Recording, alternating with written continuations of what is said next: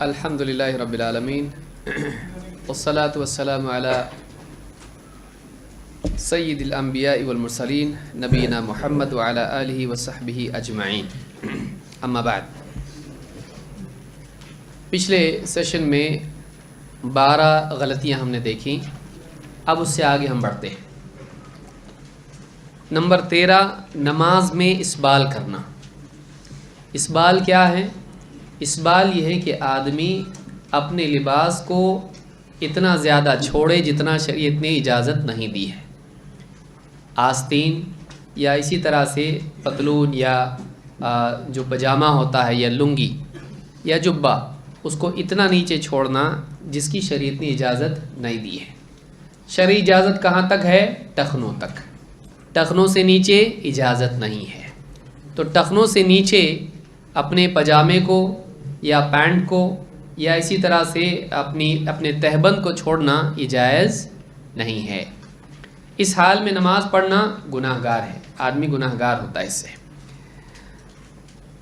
اللہ کے رسول صلی اللہ علیہ وسلم فرماتے ہیں، من اسبل ازارہ فی صلاتہ خیلا فلیس من اللہ فی حل ولا حرام۔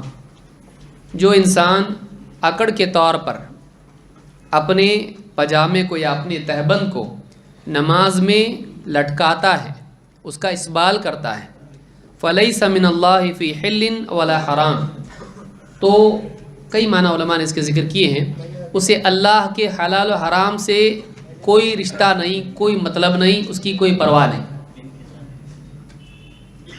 فلیس من اللہ فی حل ولا حرام، ایک معنی علماء نے بیان کی ہیں کہ وہ اس کے لیے اللہ کی طرف سے نہ جنت حلال ہوگی نہ جہنم حرام، اس کے لیے اللہ کی طرف سے نہ جنت حلال ہوگی اور نہ جہنم حرام۔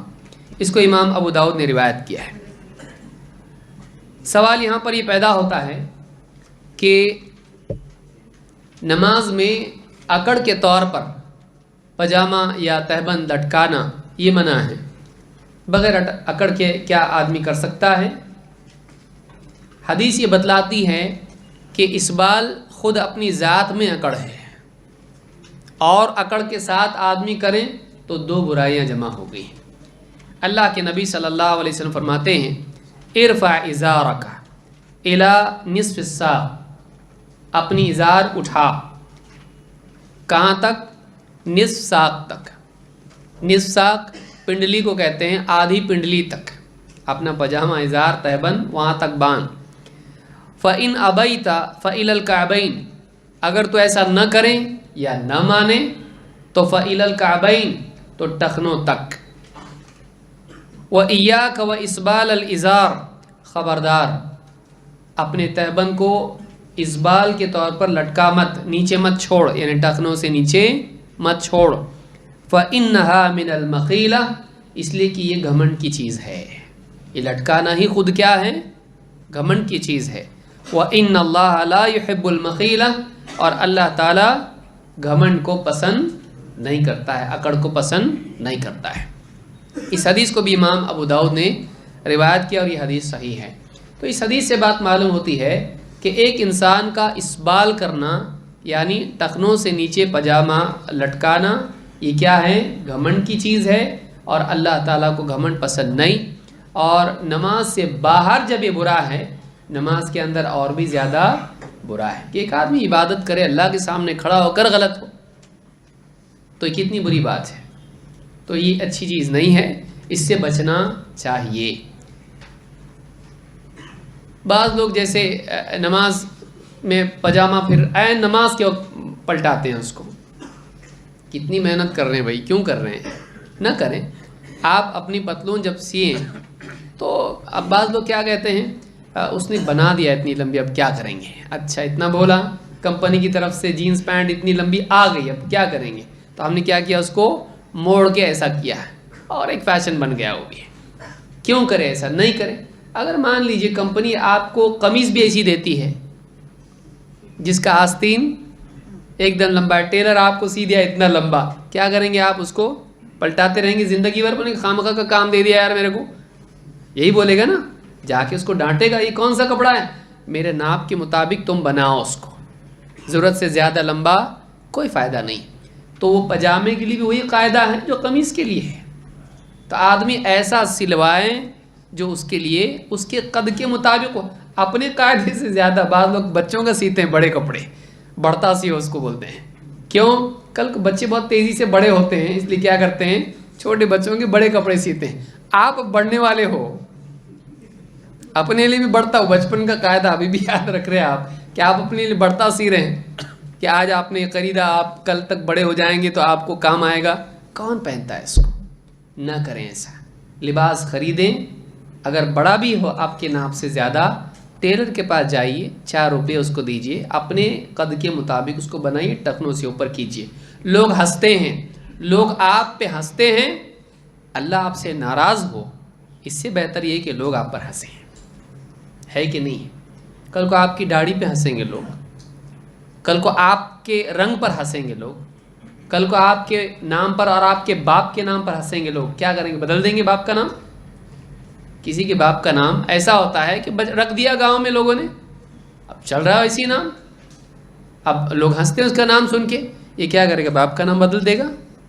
تو کیوں آپ اپنے آپ کو لوگوں کے سامنے یعنی عزت پانے کے لیے اللہ کے آگے ذلیل ہونا، یہ اچھی بات نہیں ہے. ایسا لباس نہیں پہنے جو اسلام میں جائز نہیں ہے. اس لیے اسبال نہیں کرنا چاہیے. تو لوگ آگے پوچھتے ہیں بھائی اب اگر ہم نماز میں آئیں تو نماز میں کپڑے موڑنا بھی غلط ہے، جیسے آگے حدیث آئے گی، اور اس کو لٹکانا بھی غلط ہے، تو کیا کریں؟ تو آپ ایک نماز کے لیے تو سوال یہ پوچھ سکتے ہیں، زندگی بھر کے لیے سوال آپ ہی نہیں پوچھ سکتے ہیں. آپ جیسے نماز آپ کی ہوگی، جاؤ ٹیلر کے پاس اپنے کپڑے صحیح کرا لو. اور پہننے والے پہنتے ہیں اونچا کر کے. کوئی آدمی یعنی آپ اتنا لمبا پہن رہے ہیں کہ آپ کی یعنی جوتیوں کے نیچے سے کپڑا جا رہا ہے. یہ کون سا کپڑا ہے بھائی؟ کون سا فیشن ہے؟ کون سی عقل میں آتا ہے یہ؟ لوگوں کے بعض اوقات اتنے جینس پینٹ اتنے لمبے ہوتے ہیں کہ جوتے اس میں چلے جاتے ہیں اور وہ زمین پہ چل رہے ہیں تو پینٹ زمین پہ گھسٹ رہا ہے. آپ کیا مطلب کانٹریکٹ لیے ہیں مفت میں پورے گاؤں کو صاف کرنے کا؟ کس نے بتایا آپ کو کرنے کے لیے؟ یہ جائز نہیں ہے. اس کے ساتھ نجاستیں آپ کے ساتھ گھر میں آ رہی ہیں، مسجد میں جا رہی ہیں، آپ نہ کریں اس طرح سے. ایسا لباس پہنیں جو صاف ستھرا ہو. اور شریعت کے دائرے میں اسلام کی خوبی ہے کہ ایسا لباس اسلام نے نہیں سکھایا ہم کو. اللہ کے نبی صلی اللہ علیہ وسلم نے اس سے منع کیا ہے. چوتھی غلطی، نماز میں کپڑے سمیٹنا یا موڑنا. نماز میں آستین یا پجامے کو کیا کرنا؟ موڑنا. یہ بھی صحیح نہیں ہے. اللہ کے نبی صلی اللہ علیہ وسلم فرماتے ہیں امرنا ان نسجد علی 7 اعظم. ہمیں حکم دیا گیا ہے کہ ہم 7 ہڈیوں پر سجدہ کریں. ہم 7 ہڈیوں پر سجدہ کریں. 7 ہڈیاں کون سی ہیں؟ پیشانی، اور آپ صلی اللہ علیہ وسلم نے ناک بھی اشارہ کیا، یعنی مطلب دونوں ایک ہیں. پیشانی اور یہ 2 ہاتھ، ہتھیلیاں یعنی گھٹنے، اور پھر پاؤں کی انگلیاں. تو یہ ساری چیزیں کتنی ہوئی ٹوٹل؟ 7. تو چہرہ جو ہے ایک شمار ہوتا ہے، اس میں چہرے میں 2 چیزیں آتی ہیں، ناک اور پیشانی. ولا نکف ثوبا ولا شعرا. اور ہمیں اس بات کا بھی حکم دیا گیا ہے کہ ہم کپڑا یا بال نہ سمیٹیں. کپڑا یا بال نہ سمیٹیں. علماء نے اس سے یہی معنی لیا ہے، اور امام نووی نے اس پر اتفاق نقل کیا ہے کہ نماز میں آدمی آستین وغیرہ اس طرح سے موڑ کے نماز پڑھے، یہ اس میں شامل ہے. اسی طرح سے دیگر کپڑے کو سمیٹ کے نماز پڑھنا، جس میں پاؤں سے آدمی جو پائچے ہوتے ہیں پجامے کے، جینس کے، پتلون کے، اس کو موڑ کے پڑھیں، وہ بھی اس میں آتا ہے. تو وہ بھی منع ہے. یہ بھی منع ہے لٹکانا، اور موڑنا بھی منع ہے. صحیح کیا ہے؟ اپنے قد کے مطابق کپڑے سینا. اور کامن سینس ہے یہ. تو جتنا اتنا تیرے کپڑے ہونا چاہیے. تجھ سے بڑے تیرے کپڑے کیوں ہوں؟ تیرے کپڑے تیرے ناپ کے ہونا چاہیے، نہ کہ کسی اور کے ناپ کے جو تجھ سے بڑا ہے. تو اپنے ناپ کے کپڑے سی، یہی عقل مندی ہے. پھر یہ نہ پوچھ عالم سے جا کر کہ اگر میں مسجد میں آ گیا اور میرا پجامہ لمبا ہے اور اللہ کے نبی صلی اللہ علیہ وسلم نے موڑنے سے بھی منع کیا ہے تو موڑ بھی نہیں سکتے، چھوڑنے سے بھی منع کیا اور موڑنے سے بھی منع کیا، اور نماز چھوڑنے سے بھی منع کیا، تو میں کروں کیا؟ کیا کروں؟ اپنے آپ کو اتنی مشکل پوزیشن میں کیوں ڈالا تو؟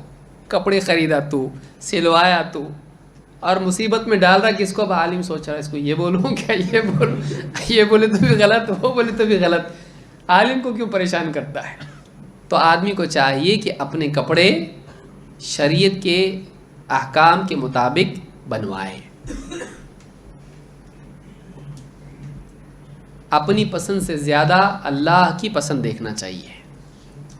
نمبر 15، نماز میں سترے کا اہتمام نہ کرنا۔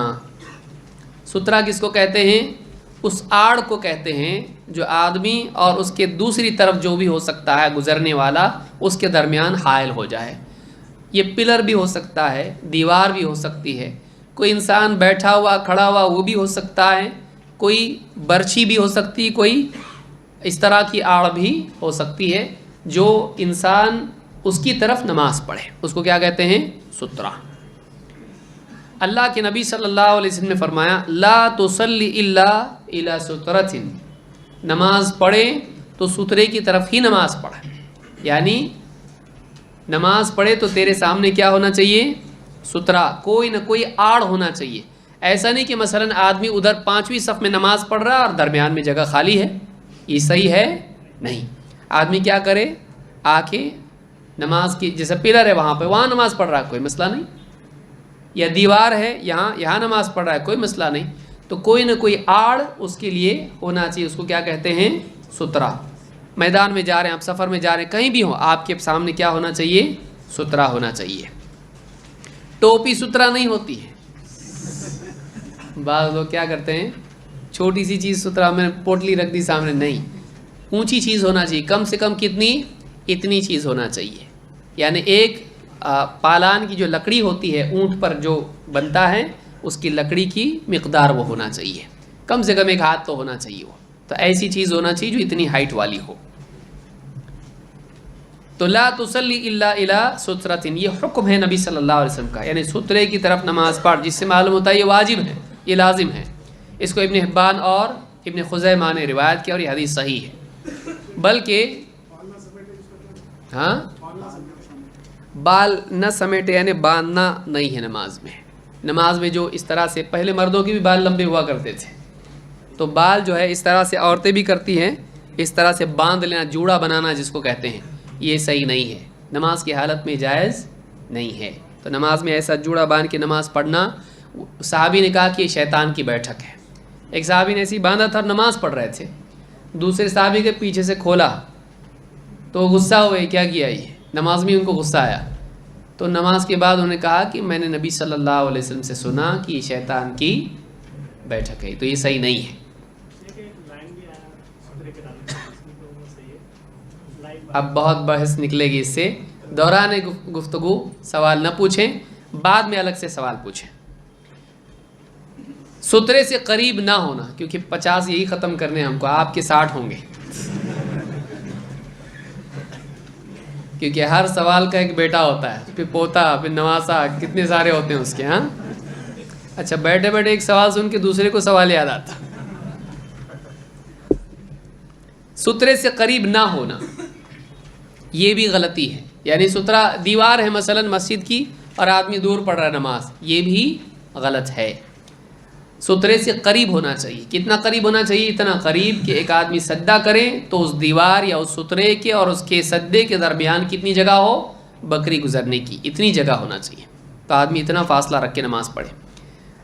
اللہ کے رسول صلی اللہ علیہ وسلم نے فرمایا اذا صلی احدکم فلیصلی الی سترۃ ولیدن منها، جب تم میں سے کوئی نماز پڑھے تو وہ سترے کی طرف نماز پڑھے اور ولیدن منها، اس سترے سے قریب ہو جائے۔ کیا کریں؟ اس سترے سے قریب۔ اس سے معلوم ہوتا ہے کہ جہاں سترہ اختیار کرنا حکم ہے وہیں سترے سے قریب ہونا بھی حکم ہے، دور نہیں۔ ولا يدع احدا يمر بين يديه، اور کسی کو اپنے سامنے سے گزرنے نہ دے، کسی کو اپنے سامنے سے یعنی سترے کے اور اس کے درمیان سے، سجدے کی جگہ اور اس کے درمیان سے گزرنے نہ دے۔ فَإِن جَاءَ أَحَدٌ يَمُرُّ فَلْيُقَاتِلْهُ فَإِنَّهُ شَيْطَانٌ، اور پھر بھی اگر کوئی آتا ہے اور اس کی نماز اس کے سامنے سے گزرنے کی کوشش کرتا ہے، اس کو روکے، اگر نہیں رکتا ہے اور جانا ہی چاہتا ہے اس سے لڑے، اس لیے کہ وہ شیطان ہے، اس لیے کہ وہ کیا ہے؟ شیطان ہے، یعنی وہ شریر انسان ہے۔ شیطان کے معنی کیا ہوتے ہیں؟ شرارت کرنے والا، تو وہ شر والا ہے، وہ غلط کام کر رہا ہے، شیطان ہے۔ ہو سکتا ہے آپ کا گھر والا ہو تو آپ بولیں گے یہ کیسا شیطان ہوا، تو انسان ہے، سالوں سے جان رہا ہوں اس کو۔ وہ شیطان ہے کا مطلب وہ شیطان والا کام کر۔ انسانوں میں سے بھی شیطان ہوتے ہیں، جنات میں سے بھی شیطان ہوتے ہیں، اور اسی طرح سے جانوروں میں سے بھی شیطان ہوتے ہیں۔ کالے کتے کو کیا کہا؟ یہ نہیں کہ آپ دیکھ کے ڈرے اس میں کہیں اس میں جن تو نہیں، وہ جانوروں میں شیطان ہے۔ سمجھ میں آیا؟ وہ جانوروں میں شیطان ہے۔ شیطان شریر کو کہتے ہیں، شر والا۔ اس حدیث کو امام ابو داؤد، ابن ماجہ اور ابن حبان اور بہقی نے روایت کیا ہے۔ اس سے بات معلوم ہوتی ہے کہ آدمی کو چاہیے ایک کہ وہ سترے سے قریب ہو، آپ کا سترہ اس سے آپ کو قریب ہونا چاہیے۔ اس لیے کبھی بھی نماز پڑھیں آپ سنن وغیرہ درمیان میں مسجد کے نہ پڑھیں، بلکہ کہاں پڑھیں؟ دیوار سے، پلر سے قریب ہو کر پڑھیں۔ دو، کوئی سامنے سے جانے کی کوشش کریں تو آپ کیا کریں؟ اس کو روک دیں، اس کو روکنے کی کوشش کریں۔ اس حدیث کی آگے بھی ہم کو ضرورت پڑے گی۔ نمبر 16، قدرت کے باوجود فرض نماز بیٹھ کر پڑھنا۔ کھڑے ہو کر پڑھ سکتا ہے، بس کھانسی آ رہی ہے تو بیٹھ کے پڑھ رہا ہے۔ آج کل کیا ہو گیا ہے؟ کرسی پہ نماز پڑھنے کا ایک فیشن چل پڑا ہے۔ تو جو آدمی واقعی کھڑے ہو کر پڑھ سکتا ہے، سب کچھ ہے، بس اس کو زکام ہو گیا تو کیا کر رہا ہے؟ کرسی پہ بیٹھ کے پڑھ رہا ہے، کیونکہ اس میں ایک الگ پن ہے۔ ہاں حضرت تو بازو میں پڑھتا ہے، نہیں، اگر آپ پڑھ سکتے ہیں کھڑے ہو کر، آپ کے لیے بیٹھ کر پڑھنا جائز نہیں، اور وہ نماز ہوتی نہیں۔ پڑھ رہا ہے 2 سال سے 3 سال سے، نماز نہیں ہو رہی اس کی، کیوں؟ کیونکہ وہ کھڑے ہو کر پڑھ سکتا ہے اور پھر بیٹھ کے پڑھ رہا ہے، تو نماز ہی نہیں ہوتی اس کی۔ یاد رکھیں، اس پہ مستقل کبھی ہم لوگ ایک درس لیں گے انشاءاللہ۔ کرسی کی نماز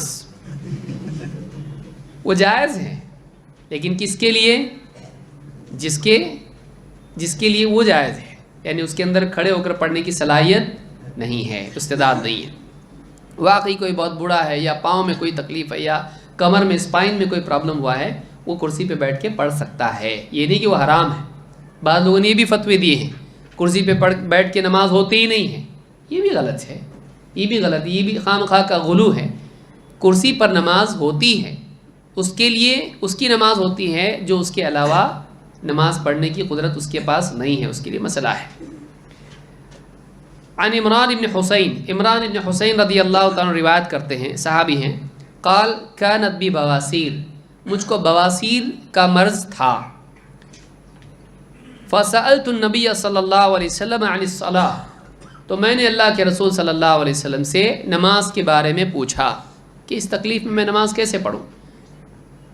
فقال صلی قائما فإن لم تستطع فقاعدا، آپ نے کہا کھڑے ہو کر نماز پڑھ، اگر اس کی استطاعت نہ ہو تو بیٹھ کے نماز پڑھ، فإن لم تستطع فعلى جنب، اور اگر بیٹھ کے بھی نماز نہ پڑھ سکے تو لیٹ کے نماز پڑھے۔ کھڑے ہو کر نماز پڑھ، اگر کھڑے ہو کر نہ پڑھ سکے تو بیٹھ کے، اگر بیٹھ کے نہیں پڑھ سکے تو لیٹ کے۔ معلوم ہے کہ نماز معاف نہیں ہے۔ بیمار ہے، نماز نہیں پڑھ رہا ہے، نہیں، لیٹ کے پڑھ سکتا ہے، پڑھ۔ کھڑے ہو کے نہیں پڑھ سکتا ہے، بیٹھ کے پڑھ، بیٹھ کے نہیں پڑھ سکتا ہے، لیٹ کے پڑھ۔ اس سے بات معلوم ہوتی ہے کہ اگلی حالت میں انتقال اسی کے لیے جائز ہے جو پہلی حالت پر قادر نہ ہو، کیونکہ کیا کہا آپ نے؟ پہلے حکم کیا دیا؟ کھڑے ہو کر پڑھ، تو یہ اصل ہے، قیام کیا ہے؟ اصل ہے۔ اگر یہ ادا نہ کر سکے تو بیٹھ کے پڑھ، لیکن جو بیٹھ کر قادر ہے وہ لیٹ نہیں سکتا ہے، اس کے لیے بھی کیا ہے؟ بیٹھ نہیں سکتا ہے، تو جا کے وہ لیٹ کے پڑھ سکتا ہے۔ تو اس سے بات معلوم ہوتی ہے کہ اگر استطاعت کھڑے ہونے کی ہے اور وہ بیٹھ کے پڑھ رہا ہے تو کھڑے ہونا کیا ہے؟ نماز کا وہ رکن ہے۔ کھڑے ہونا کیا ہے؟ نماز کا رکن ہے، اس کی بغیر نماز نہیں ہوتی ہے۔ تو جو کھڑے ہونے پر قادر ہو اگر بیٹھ کے پڑھتا ہے اس کی نماز نہیں ہوگی۔ کتنی خراب چیز ہے، دیکھیے، نماز ہی نہیں ہو رہی اس کی۔ تو انشاءاللہ کبھی تفصیل سے اس کے مسائل ہم دیکھیں گے کہ کرسی پر جو آدمی بیٹھ کے نماز پڑھتا ہے اس میں کیا احکام ہے. کبھی گھٹنے میں تکلیف ہوتی ہے، کبھی پیٹھ میں تکلیف ہوتی ہے، کوئی بیٹھ سجدہ نہیں کر سکتا، کوئی رکوع نہیں کر سکتا ہے، کوئی اتحیات نہیں پڑھ سکتا ہے، اس کے کیا احکام ہیں انشاءاللہ مستقل کسی درس میں ہم اس کو دیکھیں گے. تو یہ بخاری کی حدیث ہے جس سے معلوم ہوتا ہے کہ جو آدمی قدرت کے باوجود بیٹھ کر نماز، کھڑے ہونے کی قدرت کے باوجود بیٹھ کر پڑھتا ہے اس کی نماز نہیں ہوگی، اس لیے کہ اس نے رکن کو ترک کیا ہے. جیسے کوئی آدمی یعنی کھڑا ہو سکتا ہے لیکن سجدہ نہیں کر سکتا ہے، تو وہ آدمی کھڑے ہو کر نماز پڑھے گا، پیچھے کرسی رکھ لے، اس کو بیٹھنے نہیں آتا، فریکچر ہے، کچھ بھی ہو سکتا ہے، یا اس کے کچھ یعنی ہڈیوں کا کچھ مسئلہ ہوتا ہے، آپریشن ہوا ہوتا ہے، فولڈ نہیں کر سکتا ہے، اس کو سجدے میں نہیں جا سکتا ہے، اتحیات میں بھی نہیں بیٹھ سکتا ہے. تو وہ آدمی کیا کرے گا؟ کھڑا ہو کے نماز پڑھے گا. وہ رکوع بھی کر سکتا ہے، رکوع بھی کرے گا، لیکن جب سجدے کا وقت آئے گا تو پھر کرسی پہ بیٹھے گا اور جھک کر سجدہ کرے گا. کبھی آدمی جھک بھی نہیں سکتا ہے، صرف کھڑا ہو سکتا ہے، وہ کھڑا کے نماز پڑھے گا اور رکوع کے لیے کیا کرے گا؟ کرسی پر بیٹھ جائے گا، تھوڑا جھکے گا، سجدے کے لیے زیادہ جھکے گا. کبھی آدمی رکوع نہیں کر سکتا، ہو سکتا ہے سجدہ کر سکے، تو کیا کرے گا؟ کھڑے ہو کے نماز پڑھے گا، رکوع کے لیے کرسی پہ بیٹھے گا اور سجدے کے لیے زمین پر جائے گا.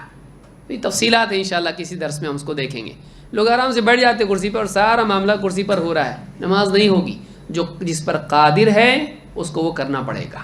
ٹھیک. نمبر 17، نماز میں ہاتھ چھوڑ دینا یا ناف کے نیچے ہاتھ باندھنا، یہ بھی غلطی ہے، اس لیے کہ دونوں کا ثبوت نہیں ہے. ہاتھ چھوڑنے کا بھی نہیں اور ہاتھ ناف کے نیچے باندھنے کا بھی ثبوت نہیں ہے.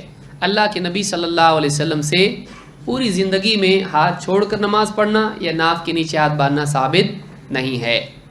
عن وائل بن حجر قال صلیت مع رسول اللہ صلی اللہ علیہ وسلم ووضع يده اليمنى على يده اليسرى على صدره. کہتے ہیں کہ میں نے اللہ کے رسول صلی اللہ علیہ وسلم کے ساتھ نماز پڑھی تو آپ نے اپنے دائیں ہاتھ کو اپنے بائیں ہاتھ پر، اپنے رائٹ ہینڈ کو لیفٹ پر اپنے سینے پر رکھا. یہ حدیث امام ابن خزیمہ نے روایت کی ہے اور یہ حدیث صحیح ہے. اور اس طرح کی اور بھی روایتیں آئی ہیں جن سے معلوم ہوتا ہے کہ یہ مسئلہ ثابت ہے کہ نماز میں آدمی کو ہاتھ سینے پر باندھنا چاہیے. قیام کی حالت میں آدمی سینے پر ہاتھ باندھے. ناف کے نیچے باندھنے کی حدیثیں تمام تر ضعیف ہیں. ہاتھ چھوڑنے کے سلسلے میں نبی صلی اللہ علیہ وسلم سے کچھ ثابت نہیں.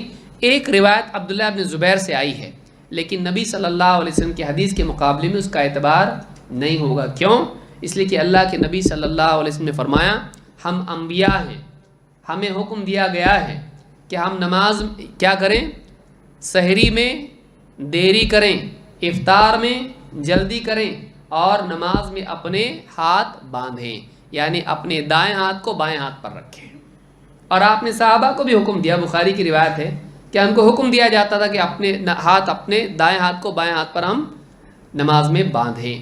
تو ہاتھ چھوڑنے کے بارے میں نبی صلی اللہ علیہ وسلم سے اس کا ثبوت نہیں ہے، لہٰذا راجح قول اس میں یہی ہے کہ ہاتھ چھوڑنا بھی صحیح نہیں ہے، کیونکہ انبیاء کا طریقہ کیا ہے؟ ہاتھ باندھنا. اور آپ نے حکم کس کا دیا ہے؟ وَصَلُّوا كَمَا رَأَيْتُمُونِي اُصَلِّي، جیسے مجھ کو پڑھتا دیکھتے ہو دیکھو. کوئی آدمی کہتا ہے صحابی ہیں تو تطبیق عبداللہ ابن مسعود سے ثابت ہے جبکہ وہ منسوخ ہو چکا تھا. تو آپ صلی اللہ علیہ وسلم سے جو ثابت ہے وہ راجح ہوگا دوسروں کے مقابلے میں. نمبر 18، بعض لوگ کہتے ہیں کہ ناف کے نیچے باندھنا زیادہ ادب ہے. ہم کہتے ہیں جو سنت سے ثابت ہے اس میں زیادہ ادب ہے. ادب کیا ہے؟ جو سنت سے ثابت ہے وہ زیادہ ادب کی چیز ہے. یہ نہیں کہ ایک آدمی اپنی عقل سے طے کر گی زیادہ ادب لگتا ہے. کوئی کہے گا ایسا باندھنا زیادہ ادب کی چیز ہے. بچوں کو دیکھو اسکول میں ادب سے کھڑے ہوتے ہیں تو ایسا کھڑے ہوتے ہیں، تو آپ کیا اس کو زیادہ ادب بتائیں گے؟ کوئی آدمی پیٹھ کے پیچھے باندھ لے زیادہ ادب ہے، اس لیے کہ ملٹری میں لوگ ایسا کھڑے ہوتے ہیں. تو کوئی آدمی اپنی عقل سے ادب طے کر سکتا ہے؟ نہیں، سنت ہی ادب ہے، سنت ہی ادب ہے. بلکہ بعض علماء نے جیسے ابن حجر وغیرہ نے کہا یہ زیادہ ادب ہے، کیونکہ نماز میں آدمی سینے پر ہاتھ رکھ رہا ہے. الم نشرح لک رب اشرح لی صدری، التقوی ها هنا ويشير الى صدره، تقوی یہاں ہوتا ہے اور آپ نے اشارہ کدھر کیا؟ سینے کی طرف. کہا سب سے زیادہ حفاظت کس کو ضرورت ہے؟ کس کی حفاظت کی ضرورت ہے؟ الا من اتى اللہ بقلب سلیم. آدمی قلب سلیم لے کر اللہ کے پاس جائے. وہ کہاں ہے؟ سینے میں. کہا سینے میں باندھو، حفاظت اس کی کرو. تو عقل چلانا چاہے تو ایسا بھی چلا سکتے ہیں. تو آدمی ادب اپنی عقل سے طے نہ کرے. ہم ابن حجر کے قول کی وجہ سے نہیں باندھ رہے ہیں. سمجھ میں آئی بات؟ کوئی کہے گا اچھا ہم بھی نیا نکالتے کچھ. تو بھی نبی صلی اللہ علیہ وسلم سے ثابت یہ ہے، اس لیے ہم یہ کرتے ہیں. نمبر 18، رکوع سے قبل اور بعد اور تشہد کے بعد رفع الیدین نہ کرنا، یہ بھی غلطی ہے. نافع رحمۃ اللہ علیہ تابعی ہیں، کہتے ہیں ان ابن عمر كان اذا دخل في الصلاة كبر ورفع يديه. عبداللہ ابن عمر رضی اللہ تعالیٰ عنہ جب نماز میں داخل ہوتے تو تکبیر کہتے اور رفع الیدین کرتے، یعنی دونوں ہاتھ اٹھاتے. کہاں تک؟ کندھوں تک بھی ثابت ہے اور کانوں تک بھی. لیکن کان میں ڈالنا یا کانوں کو چھونا یہ ثابت ہے نہیں. بعض لوگ کان کو چھوتے ہیں، ایسا کرتے ہیں، یہ بھی ثابت نہیں. ہر مرتبہ کانوں کو ٹچ کرنا کوئی دلیل اس کی نہیں. کانوں تک ہے اور کندھوں تک ہے، آدمی کندھوں تک بھی اٹھا سکتا ہے. وَإِذَا رَكَعَ رَفَعَ يَدَيْهِ. جب رکوع کرتے تب بھی رکوع سے قبل کیا کرتے؟ رفع الیدین. وَإِذَا قَالَ سَمِعَ اللَّهُ لِمَنْ حَمِدَهُ رَفَعَ يَدَيْهِ. جب سمع اللہ لمن حمدہ کہتے تب بھی دونوں ہاتھ اٹھاتے. وَإِذَا قَامَ مِنَ الرَّكَعَتَيْنِ رَفَعَ يَدَيْهِ. جب دو رکعتوں کے بعد یعنی التحیات سے اٹھتے تب بھی رفع الیدین کرتے. وَرَفَعَ ذَلِكَ ابن عمر إِلَى نبی اللہ صلی اللہ علیہ وسلم. اور عبداللہ ابن عمر رضی اللہ تعالیٰ نے اپنے اس عمل کو مرفوع بیان کیا، کس سے؟ نبی صلی اللہ علیہ وسلم سے. یعنی اس کی نسبت کس کی طرف کی ہے؟ یہ عمل کس کا ہے؟ نبی صلی اللہ علیہ وسلم کا. تو کتنے مقام ملے؟ پہلے مقام پر، دوسرا رکوع سے پہلے، تیسرا رکوع کے بعد، اور چوتھا التحیات سے کھڑے ہو کر. یہ 4 مقام ہیں جہاں پر رفع الیدین صراحت کے ساتھ ثابت ہے. یہ بخاری کی روایت ہے، صحیح بخاری نے، امام البخاری نے صحیح میں اس کو روایت کیا ہے. بعض لوگ کہتے ہیں کہ منسوخ ہو گیا رفع الیدین، بعض لوگ کہتے ہیں کہ نمازی سے فاسد ہو جاتی. سب چیزیں غیر معتبر ہیں، صحیح نہیں ہیں. ابن مسعود رضی اللہ عنہ کی روایت ضعیف ہے. اگر اس کو صحیح مان لیا جائے تب بھی اس سے رفع الیدین منسوخ ثابت ہوتا نہیں، اس لیے کہ صحابی کے عمل سے نبی کا عمل منسوخ نہیں ہوتا ہے. صحابی کے عمل پر نبی کا عمل کیا ہے؟ مقدم ہے. ابن مسعود رضی اللہ عنہ جیسے میں نے کہا تطبیق کے بھی قائل تھے. دونوں ہاتھ رانوں میں اس طرح سے رکھتے تھے، گھٹنوں پر رکھنے کی بجائے. وہ پہلے تھا، وہ منسوخ ہو گیا، ان کو معلوم نہیں رہا، ان کے علم میں یہ بات نہیں تھی کہ آج ہم وہ کریں گے.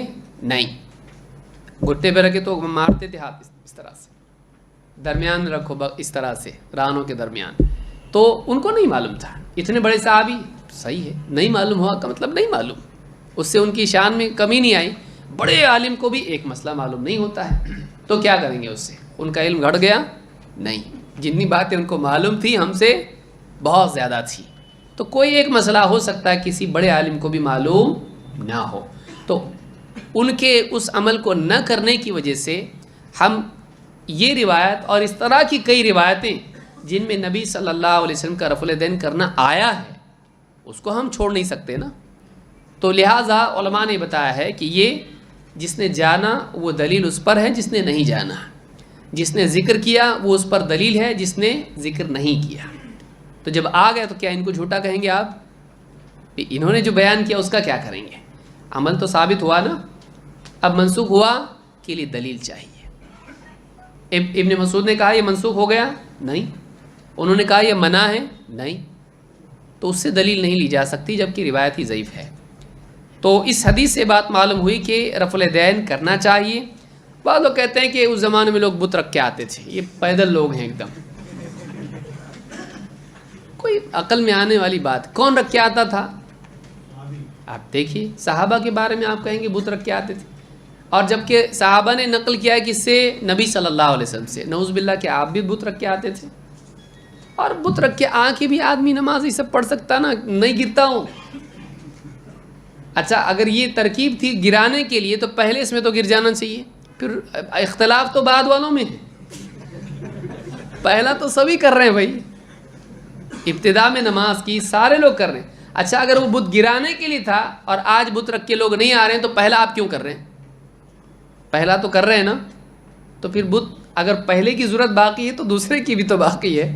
اگر بت گرانے کا ماحول موسم ختم ہو گیا اور آپ چھوڑ دینا چاہیے تو پہلا بھی چھوڑ دو. لیکن وہ کہتے نہیں یہ نماز کے باہر ہے, نماز کے اندر منع ہے, اور بہت ساری چیزیں اس میں بیان کرتے جس کا بھی وقت نہیں ہے. گھوڑوں کی دم کی طرح ہاتھ مت اٹھاؤ, تو وطر میں اٹھاؤ, عید کی نماز میں اٹھاؤ. جو لوگ اس کو کہتے ہیں کہ یہ ہاتھ اٹھانا رفع الیدین گھوڑے کی دم کی طرح ہاتھ اٹھانا ہے اور اللہ کے نبی صلی اللہ علیہ وسلم نے منع کیا ہے, وہ لوگ بھی عیدین میں اٹھاتے ہیں, زائد تکبیرات میں. وہ لوگ وطر میں بھی ہاتھ اٹھاتے ہیں اس طرح سے. تو یہ اس کی دلیل کہاں سے ملی؟ یہ سب چیزیں ایسی ہیں جو سیلف کانٹرڈکشن ہے, اپنی تردید آپ. تو اس سے زیادہ بری تردید کیا ہو سکتی کہ آدمی اپنی ہی تردید کرے, باہر والے کی ضرورت ہی نہیں کٹ کرنے کے لیے, رد کرنے کے لیے. یہ ساری باتیں غلط ہیں. صاف صریح اور اطمینان والی بات یہی ہے کہ رفع الیدین نبی صلی اللہ علیہ وسلم سے ثابت ہے. اور بعض ایسے صحابہ جیسے وائل ابن حجر ہے یا مالک ابن حویرث ہیں, ان سے یہ ثابت ہے کہ انہوں نے رفع الیدین ذکر کیا جبکہ وہ بہت بعد میں آئے, یعنی 8-9 ہجری میں ملنے کے لیے آئے تھے نبی صلی اللہ علیہ وسلم, تو تب تک رفع الیدین تھا. تو اس کے منسوخ ہونے کا کوئی تذکرہ, کوئی دلیل نہیں ہے. اور نبی صلی اللہ علیہ وسلم کی وفات کے بعد بھی ابن عمر کر رہے ہیں, تو اگر یہ منسوخ ہوتا تو وہ چھوڑ دیتے ہیں. بہرحال نمبر 19, امام کے پیچھے سورۃ الفاتحہ نہ پڑھنا. یہ بھی ایک غلطی ہے. بعض لوگ امام کے پیچھے سورۃ الفاتحہ نہیں پڑھتے ہیں.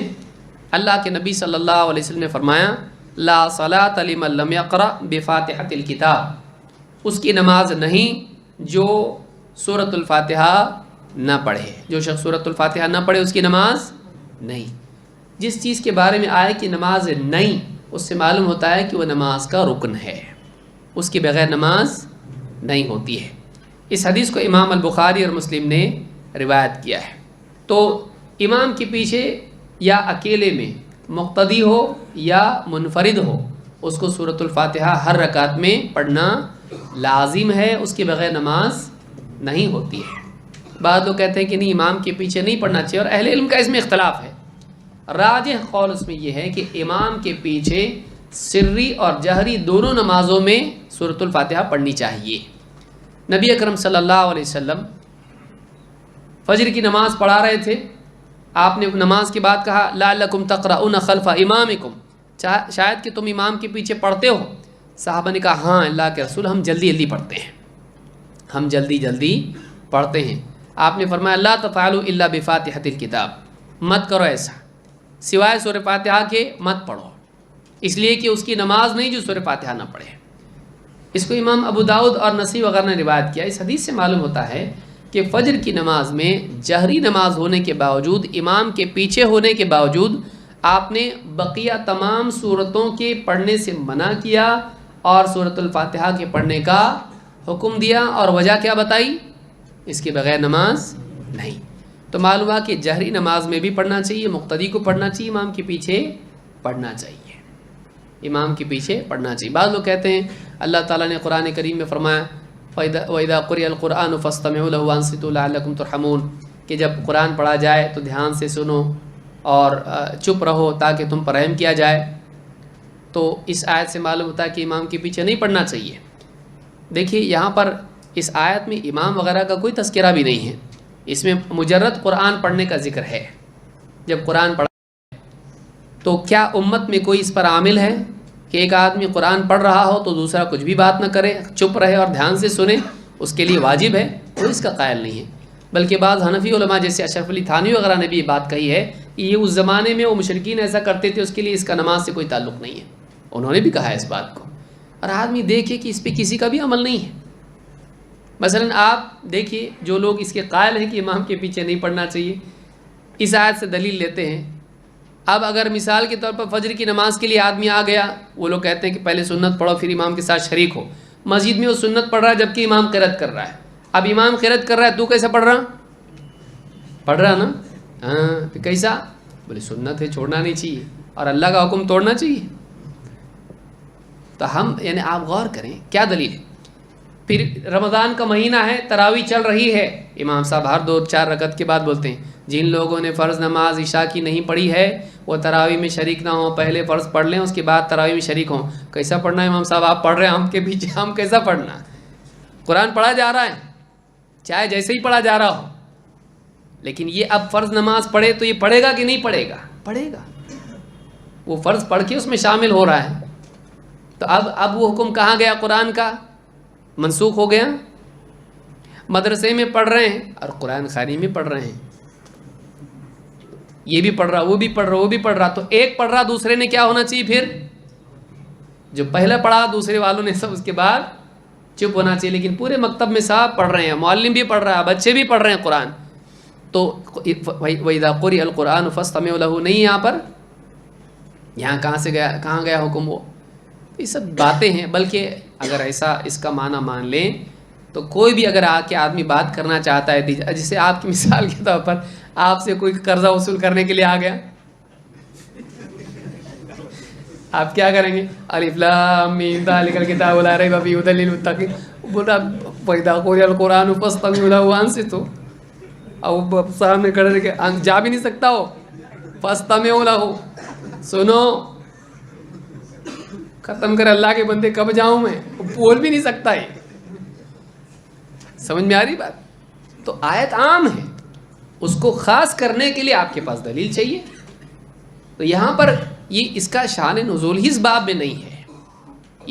یہ آیت مکی ہے اور مشرکین شور مچاتے تھے قرآن جب پڑھا جاتا تھا تو وہ کہتے تھے لا تسمعوا لهذا القرآن والغوا فیہ لعلکم تغلبون. یہ قرآن جب پڑھا جائے تم سنو مت، شور مچاؤ. دیکھیے دو چیزیں بیان کی گئی، لا تسمعوا لهذا القرآن والغوا فیہ کہ تم قرآن سنو مت اور شور مچاؤ. کہا گیا سنو اور چپ رہو. آپ دیکھیں دونوں باتیں کیا ہو رہی ہیں، اس کی بالمقابل بیان کی جا رہی. سنو مت تو سنو، اور شور مچاؤ تو کیا کرو؟ چپ رہو. تو یعنی یہ چیز علم اگر نہیں ہوا آدمی کے پاس تو کچھ بھی بولتا ہے. اور بعض علماء کا فتویٰ دینا کہ ان کا کہنا ہے کہ اس باب میں ہے، کسی عالم کے قول سے اگر دلیل ملتی ہے تو پھر امام البخاری سے لیجئے، انہوں نے پوری کتاب لکھ دی کہ امام کے پیچھے پڑھنا چاہیے. عمر بن خطاب کا آپ نام لیتے ہیں طلاق کے مسئلے میں، فلاں مسئلے میں، تو آپ حضرت عمر بن خطاب رضی اللہ عنہ کو دیکھیں، ان کا فتویٰ ان سے پوچھا کسی نے ہم امام کے پیچھے بھی پڑھیں؟ کہا ہاں امام کے پیچھے بھی پڑھو. تو اب یہ کس کا فتویٰ ہے؟ خلیفہ راشد کا نہیں ہے.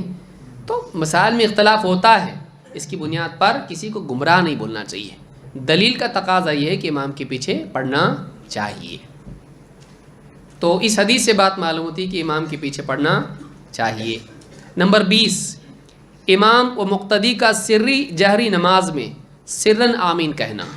یعنی تمام نمازوں میں لوگ کیا کہتے ہیں آمین آہستہ کہو. یہ بھی غلطی ہے. سری نماز میں آہستہ کہی جائے، لیکن جہری نماز میں جہر کے ساتھ یعنی آواز کے ساتھ آمین کہنا چاہیے، یہ سنت ہے. بعض لوگ کہتے ہیں آپ اتنے چھوٹے چھوٹے مسئلے میں کیوں اتنی بحث کرتے ہو؟ تو آپ کیوں کرتے ہو؟ ایک آدمی زور سے آمین کہے، اس کو لوگ روکتے ہیں. یہ حنفی مسجد ہے، یہاں پہ زور سے آمین نہیں کہنا، تبھی تو بات آتی کہ لو دلیل ہے. بیچارہ اس کو آپ بولنے دیتے تو وہ کیوں کسی سے لڑتا؟ لوگ کیا کرتے ہیں، خود اس کو چھیڑتے ہیں، خود اس کو ڈانٹتے ہیں، خود اس کو منع کرتے ہیں. جب وہ بات کرنے لگتا ہے، دلیل دینے لگتا ہے، تو پھر لوگوں کو جمع کر کے کہتے ہیں یہ لوگ چھوٹے چھوٹے مسائل میں بحث کرتے ہیں. تو آپ اگر نہیں ٹوکتے اس کو تو وہ کیوں آپ سے بحث کرتا ہے؟ آپ خود ٹوکے اس کو، شروعات آپ نے کی اس کی. کوئی آدمی دوسرے کو منع تو نہیں کرتا. اب مان لیجئے کوئی اہل حدیث امام کے پیچھے نماز لوگ پڑھ رہے ہیں، مسجد ایسی جس کا نظام پورا سلفی ہے. اب کوئی آدمی آیا وہ زور سے آمین نہیں بولا، کوئی اس کا گلا دبا کے بولتا زور سے بولتا کوئی اس کو.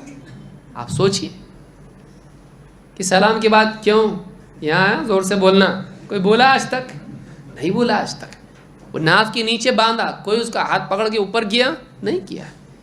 لیکن آپ دیکھیے دوسری مسجدوں میں جائیں گے تو آدمی مذاق اڑاتا ہے، ڈانٹتا ہے اور بولتا ہے یہاں ایسی نماز پڑھی جائے گی.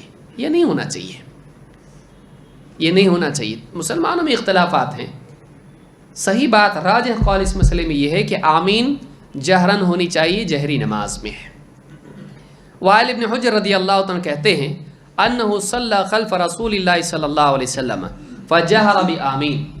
کہتے ہیں کہ انہوں نے وائل ابن حجر رضی اللہ تعالیٰ نے اللہ کے رسول صلی اللہ علیہ وسلم کے پیچھے نماز پڑھی تو آپ نے جہر سے آمین کہی. نبی اکرم صلی اللہ علیہ وسلم کیا تھے؟ امام. تو آپ نے آمین کیسے کہی؟ جہر سے کہی. تو امام کو آمین کیسے کہنا چاہیے؟ جہر کے ساتھ آواز سے آمین کہنی چاہیے.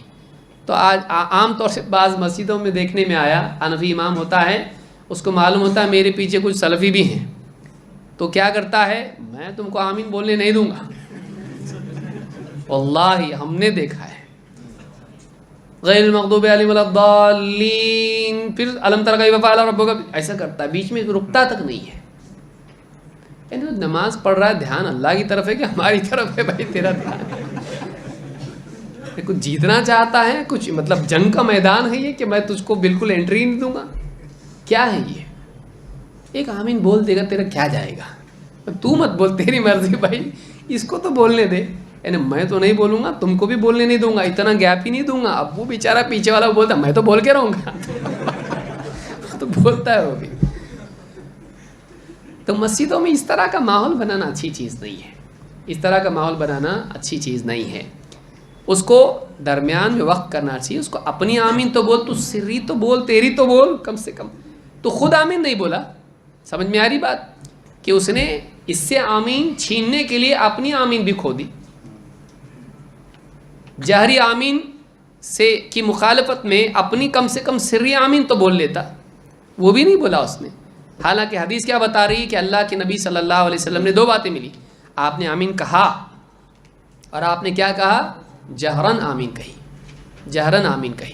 تو امام نے آمین کہنا چاہیے کہ نہیں؟ ان کے یہاں امام آمین نہیں بولے گا. بعض علماء کا یہ بھی ایک فتویٰ ہے، امام آمین بولے گا، امام پر یہ سنت ہے اس کے لیے کہ وہ آمین بولے. فجہر بآمین، یہ ابو داؤد کی روایت ہے اور حسن صحیح ہے. مقتدی کے لیے کیا ہے؟ اب اس حدیث کو کوئی آدمی دیکھ کے بول سکتا ہے تو نبی صلی اللہ علیہ وسلم بولے نا، پیچھے والے کہاں سے بولیں گے؟ ابن جریج کہتے ہیں کہ انہوں نے عطا سے کہا، کہتے ہیں قلت لہ اکان ابن الزبیر یؤمن علی اثر ام القرآن، کیا عبداللہ ابن زبیر رضی اللہ تعالیٰ عنہ ام القرآن پڑھ کر اس کے بعد آمین کہتے تھے؟ قال نعم، کہا ہاں. عبداللہ ابن زبیر کون ہیں؟ صحابی ہیں. وَيُؤَمَّنُ مِنْ وَرَائِهِ حَتَّى أَنَّ لِلْمَسْجِدِ لَلَجَّةً، کہتے ہیں وہ بھی آمین کہتے تھے اور ان کے پیچھے، یعنی وہ کون ہوئے؟ امام، اور ان کے پیچھے مقتدی، وہ بھی آمین کہتے تھے ام القرآن یعنی سورۃ الفاتحہ پڑھ کر، یہاں تک کہ مسجد میں گونج پیدا ہو جاتی ہے. یعنی امام بھی آمین کہتا اور مقتدی بھی آمین کہتے، یہاں تک کہ مسجد میں کیا ہوتی؟ ایک گونج پیدا ہو جاتی ہے. تو امام اور مقتدی دونوں کا جہرن آمین کہنا یہ نبی اکرم صلی اللہ علیہ وسلم اور صحابہ سے ثابت ہے، لہٰذا ہم کو ایسا ہی کرنا چاہیے. بعض لوگ کہتے ہیں کہ آمین دعا ہے اور دعا چپکے چپکے ہونا چاہیے. زکریا علیہ السلام نے دیکھو کیسے چپکے چپکے دعا کیے تھے، اور اصل دعا میں چپکے چپکے کرنا ہے، صحیح ہے، لیکن اصل دعا میں اخفا ہے، سوائے ان دعاؤں کے جن میں جہر ثابت ہو. یہ وہی لوگ ہیں جو، دیکھیے اللہ رحم فرمائے، انسان ذرا اپنے بارے میں غور نہیں کرتا ہے کہ میں اپنی ہی باتوں کی مخالفت کتنی کر رہا ہوں. نماز کے بارے میں جب بات ہوگی کہیں گے دیکھو آمین دعا ہے اس لیے آہستہ پڑھنا چاہیے، ٹھیک ہے، اور فرض نماز کے بعد جو دعا مانگ رہے ہیں وہ دعا نہیں ہے. تو اس کا ثبوت ہے اور جہر کا بھی ثبوت ہے.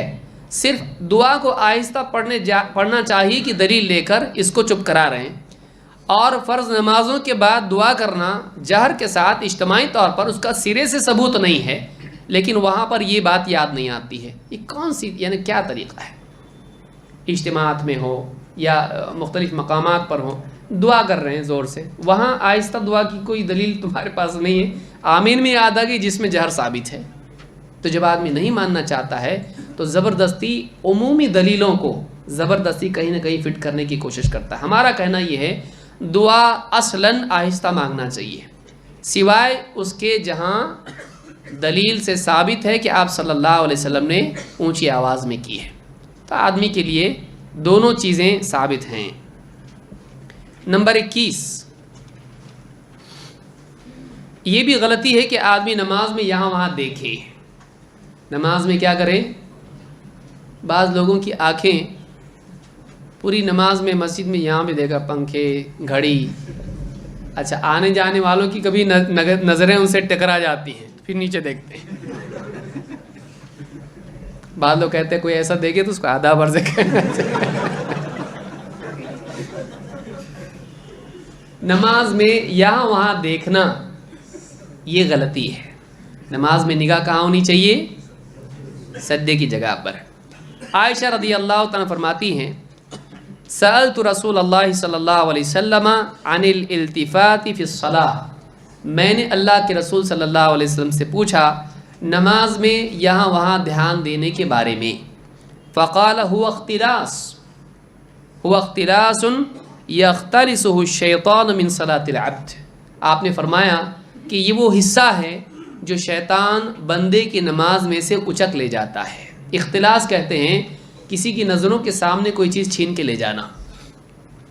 تو یہ کیا ہے؟ تیزی کے ساتھ میں کسی کے ہاتھ میں سے کوئی چیز آدمی چھین کے لے کے بھاگتا ہے، اس کو کیا کہتے ہیں؟ اختلاس. تو یہ اختلاس ہے جو بندے کی نماز میں سے شیطان کچھ حصہ اچک لے جاتا ہے. اس کو امام البخاری نے روایت کیا ہے. تو معلوم یہ ہوا کہ نماز میں دھیان یہاں وہاں دینا نماز میں سے کچھ حصہ ضائع کر دیتا ہے، یعنی نماز کا ثواب کم ہوتا ہے اور نماز کا فائدہ بھی ختم ہو جاتا ہے.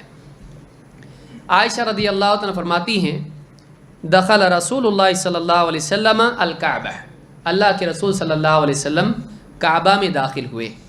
ما خلف بصرہ موضع سجودہ حتی خرج منہا، آپ کی نگاہیں سجدے کی جگہ پر ٹکی رہی یہاں تک کہ آپ باہر نکلے.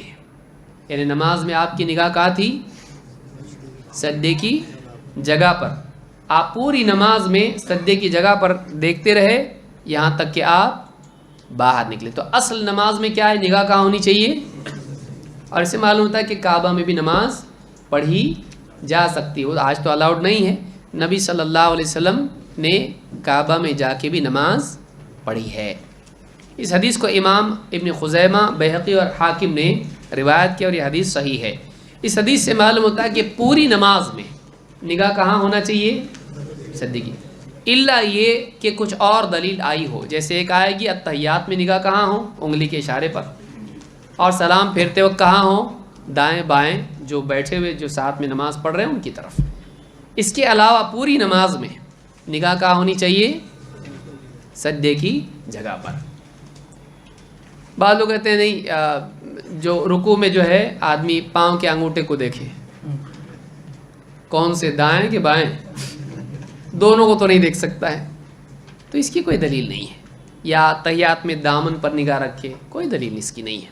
بعض لوگ سجدے میں آنکھ بند کر لیتے ہیں، اس کی بھی کوئی دلیل نہیں ہے. نماز میں آنکھ بند کر لینا یہ بھی غلط ہے. تو اس حدیث سے بات معلوم ہوتی ہے کہ نماز میں نگاہ کہاں ہونی چاہیے؟ سجدے کی جگہ پر. عبداللہ بن زبیر رضی اللہ تعالیٰ سے روایت ہے کہ ان رسول اللہ صلی اللہ علیہ وسلم کان اذا قعد فی التشاہد، اللہ کے رسول صلی اللہ علیہ وسلم جب تشاہد میں بیٹھتے، تشاہد کس کو کہتے ہیں؟ التحیات کی پوری حالت کو. وضع کفہ الیسری علی فخذہ الیسری واشار بالسبابۃ لا یجاوز بصرہ اشارتہ، کہ آپ وضع کفہ الیسری اپنی بائیں ہتھیلی اپنی بائیں ران پر رکھتے تھے. واشار بالسبابہ، سبابہ کس کو کہتے ہیں؟ یہ انگلی. یہ کیا ہے؟ اس کو سبابہ کہتے ہیں. سب کی وجہ سے الزام دینے والی انگلی، اس نے مارا مجھ کو، تو یہ کیا ہے؟ سبابہ ہے. اس لیے سبابہ کہتے ہیں اس کو، سب کی وجہ سے. تو سبابہ سے اشارہ کرتے، یعنی دائیں ہاتھ کی سبابہ سے اشارہ کرتے. لا یجاوز بصرہ اشارتہ، آپ کی نگاہ آپ کے اشارے سے آگے نہیں جاتی، یعنی آپ کی نگاہ کس پر ٹکی رہتی؟ اشارے پر. تو معلوم ہے کہ پوری نماز میں نگاہ کہاں رہے؟ سجدے کی جگہ پر ہے. سجدے میں کہاں رہے؟ ناک پر. بعض لوگ کہتے ہیں کہ سجدے میں کہاں دیکھنا چاہیے؟ ناک پر. آنکھیں لمبا سجدہ کرے گا کیا ہوگا؟ اٹھنے کے بعد آنکھیں ٹیڑھی ہو جائیں گی. اللہ کے بندے کون بتایا کرنے کو آپ کو؟ تو نماز میں سجدے میں ناک پر دیکھنے کی کوئی دلیل نہیں ہے. سجدے میں کہاں دیکھے؟ سجدے کی جگہ پر. رکوع میں پاؤں کی انگلیوں پر نہیں، سجدے کی جگہ پر. قیام میں سجدے کی جگہ پر. لیکن اتحیات میں کہاں دیکھے گا؟ اشارے پر. تو اس حدیث کو امام النسائی نے روایت کیا اور یہ حدیث حسن صحیح ہے.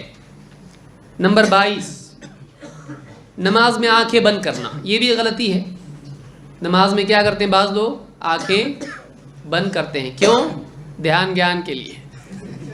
خشوع آتا ہے نماز میں، ہمارا دھیان بھٹکتا ہے، اس لیے ہم کیا کرتے ہیں؟ آنکھ بند کرتے ہیں. صحیح ہے؟ نہیں. کیوں؟ نمبر 1، خلاف سنت ہے. سنت کیا ہے؟ دیکھیے، دھیان نماز میں لگانا اچھی چیز ہے کہ بری؟ اگر آنکھ بند کرنا زیادہ دھیان ہوتا تو آپ صلی اللہ علیہ وسلم زیادہ دھیان والا کام کرتے ہیں. لیکن آپ کی نگاہ کہاں ہوتی تھی؟ سجدے کی جگہ پر. تو معلوم ہے کہ یہ کوئی ایسی چیز نہیں جس سے انسان کا واقعی دھیان لگتا ہو. عملاً بھی آدمی دیکھے آنکھ بند کر لے گا، کئی تصورات ذہن میں آتے ہیں، تو آدمی نگاہ کہاں رکھے؟ سجدے کی جگہ پر. نمبر 2، حدیث میں ہے کہ اگر کوئی نماز تمہاری، پچھلی روایت آپ نے پڑھی، نماز تمہاری کوئی کراس کرنے کی کوشش کرے تو کیا کرو؟ اس کو روکو. کیسا روکیں گے آپ آنکھ بند کیے تو؟ سمجھ میں آئی بات؟ کہ ایک حکم اور ہے کہ تم اگر کوئی نماز تمہاری کراس کرنا چاہے، قطع کرنا چاہے، تو تم کیا کرو؟ اس کو روکو. اگر آپ نماز میں آنکھیں بند کریں گے تو کیسا کریں گے؟ اسی طرح سے یہ ہے کہ اگر پہلی صف میں کوئی آدمی نکل کے چلا جاتا ہے تو پیچھے والے کو کیا کرنا چاہیے؟ اس صف کے حصے کو، کیا خلل کو کیا کریں؟ پر کرے. اب آنکھ بند کر کے سب پڑھ رہے ہیں، امام صاحب بھی گئے تو معلوم نہیں پڑے. آنکھ بند کر کے پڑھیں گے تو کیسے معلوم پڑے گا بھائی کیا چل رہا ہے؟ حدیث میں یہ بھی ہے کہ اگر سانپ بچھو بھی نماز میں دیکھے تو نماز میں کیا کرے؟ اس کو، تو سانپ آگے سامنے اچھا مار سکتا ہے اس کو. تو آنکھ بند کرنے میں فائدہ کیا ہے؟ کوئی فائدہ اس میں نہیں ہے. بلکہ آدمی کو چاہیے کہ آنکھ نماز میں کھلی رکھے. دونوں نماز میں آنکھیں کھلی رکھے. ابن قیم رحمۃ اللہ علیہ فرماتے ہیں وَلَمْ يَكُنْ مِنْ هَدْيِهِ صلی اللہ علیہ وسلم تغمیض عینیہ فی الصلاۃ. اللہ کے نبی صلی اللہ علیہ وسلم کی سنت میں یا آپ کے طریقے میں دونوں آنکھوں کا بند کرنا بالکل بھی نہیں تھا نماز میں. یعنی کہیں سے بھی ثبوت اس کا نہیں ہے کہ آپ صلی اللہ علیہ وسلم نے نماز میں آنکھیں بند کی ہوں. نمبر 23، کیونکہ پچھلی روایتیں بھی خود اس کی تردید کرتی ہیں. جیسے آپ صلی اللہ علیہ وسلم کا سجدے کی جگہ پر نگاہ رکھنا خود اس کی تردید کرتا ہے کہ نماز میں آنکھ بند کی جائے. اس کی تردید ہے اس میں. نمبر 23، نماز میں آسمان کی طرف دیکھنا. خاص طور سے حرم میں بہت سارے لوگ اس طرح سے کرتے ہیں، ایک دم تراویح میں اللہ اوپر، دعا کے وقت میں یا نماز ہی میں اوپر دیکھتے ہیں، وطر وغیرہ میں. اس کی کوئی دلیل نہیں ہے، وہ غلط ہے، منع ہے، وہ جائز نہیں ہے اور وعید ہے اس کے اوپر. اللہ کے نبی صلی اللہ علیہ وسلم فرماتے ہیں اذا کان احدکم فی الصلاۃ، جب تم میں سے کوئی شخص نماز میں ہو، فلا یرفع بصرہ الی السماء، وہ اپنی نگاہیں آسمان کی طرف نہ کرے. ان یلتمع بصرہ، کہیں ایسا نہ ہو کہ اس کی بینائی سلب کر لی جائے، اندھا ہو جائے، ایسا نہ ہو. یعنی ڈانٹ ہے یہ. تو معلوم ہے کہ جس پر ڈانٹ ہو جائز ہے؟ نہیں جائز ہے.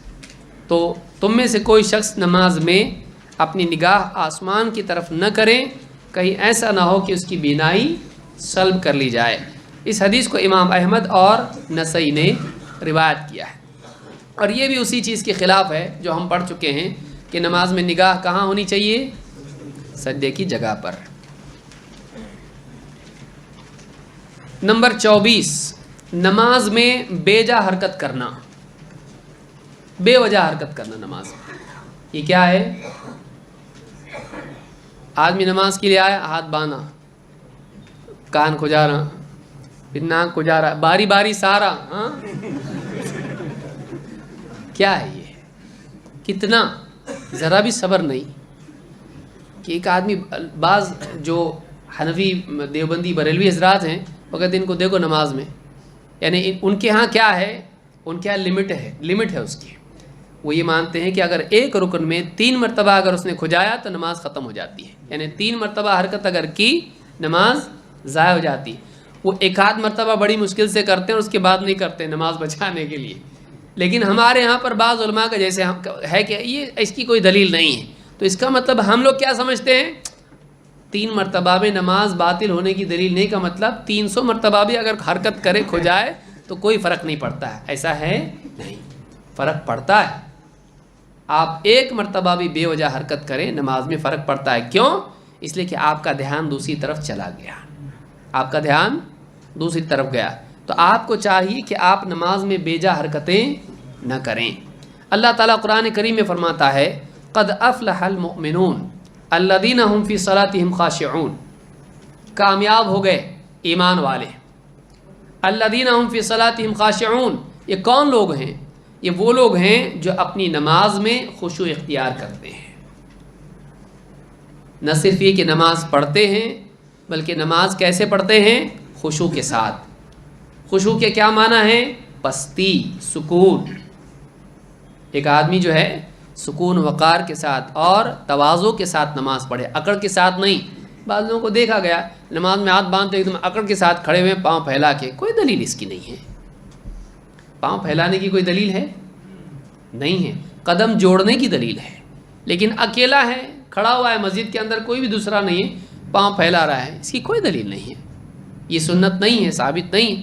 اعتدال کے ساتھ آدمی کھڑا ہو، تواضع کے ساتھ آدمی کھڑا ہو، یہ نہیں کہ سینہ تان کے آدمی کھڑا ہو، نہیں، آدمی کے اندر پستی ہونا چاہیے، اس کے اندر جھکاؤ، یعنی یہ بھی نہیں کہ جھک کے کھڑا ہو رہا ہے، رکوع کی طرح کھڑا ہو رہا ہے، یہ بھی نہیں، لیکن آدمی کے اندر اس کے دل میں یہ ہو کہ میں اللہ رب العالمین کے سامنے کھڑا ہوں، ڈر ہونا چاہیے، خوف ہونا چاہیے اس کے اندر۔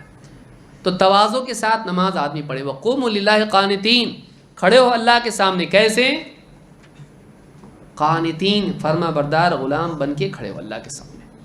مالک کے سامنے غلام کیسے کھڑا ہوتا ہے؟ اکڑ کے ساتھ نہیں، مالک کے سامنے آدمی کیسا غلام؟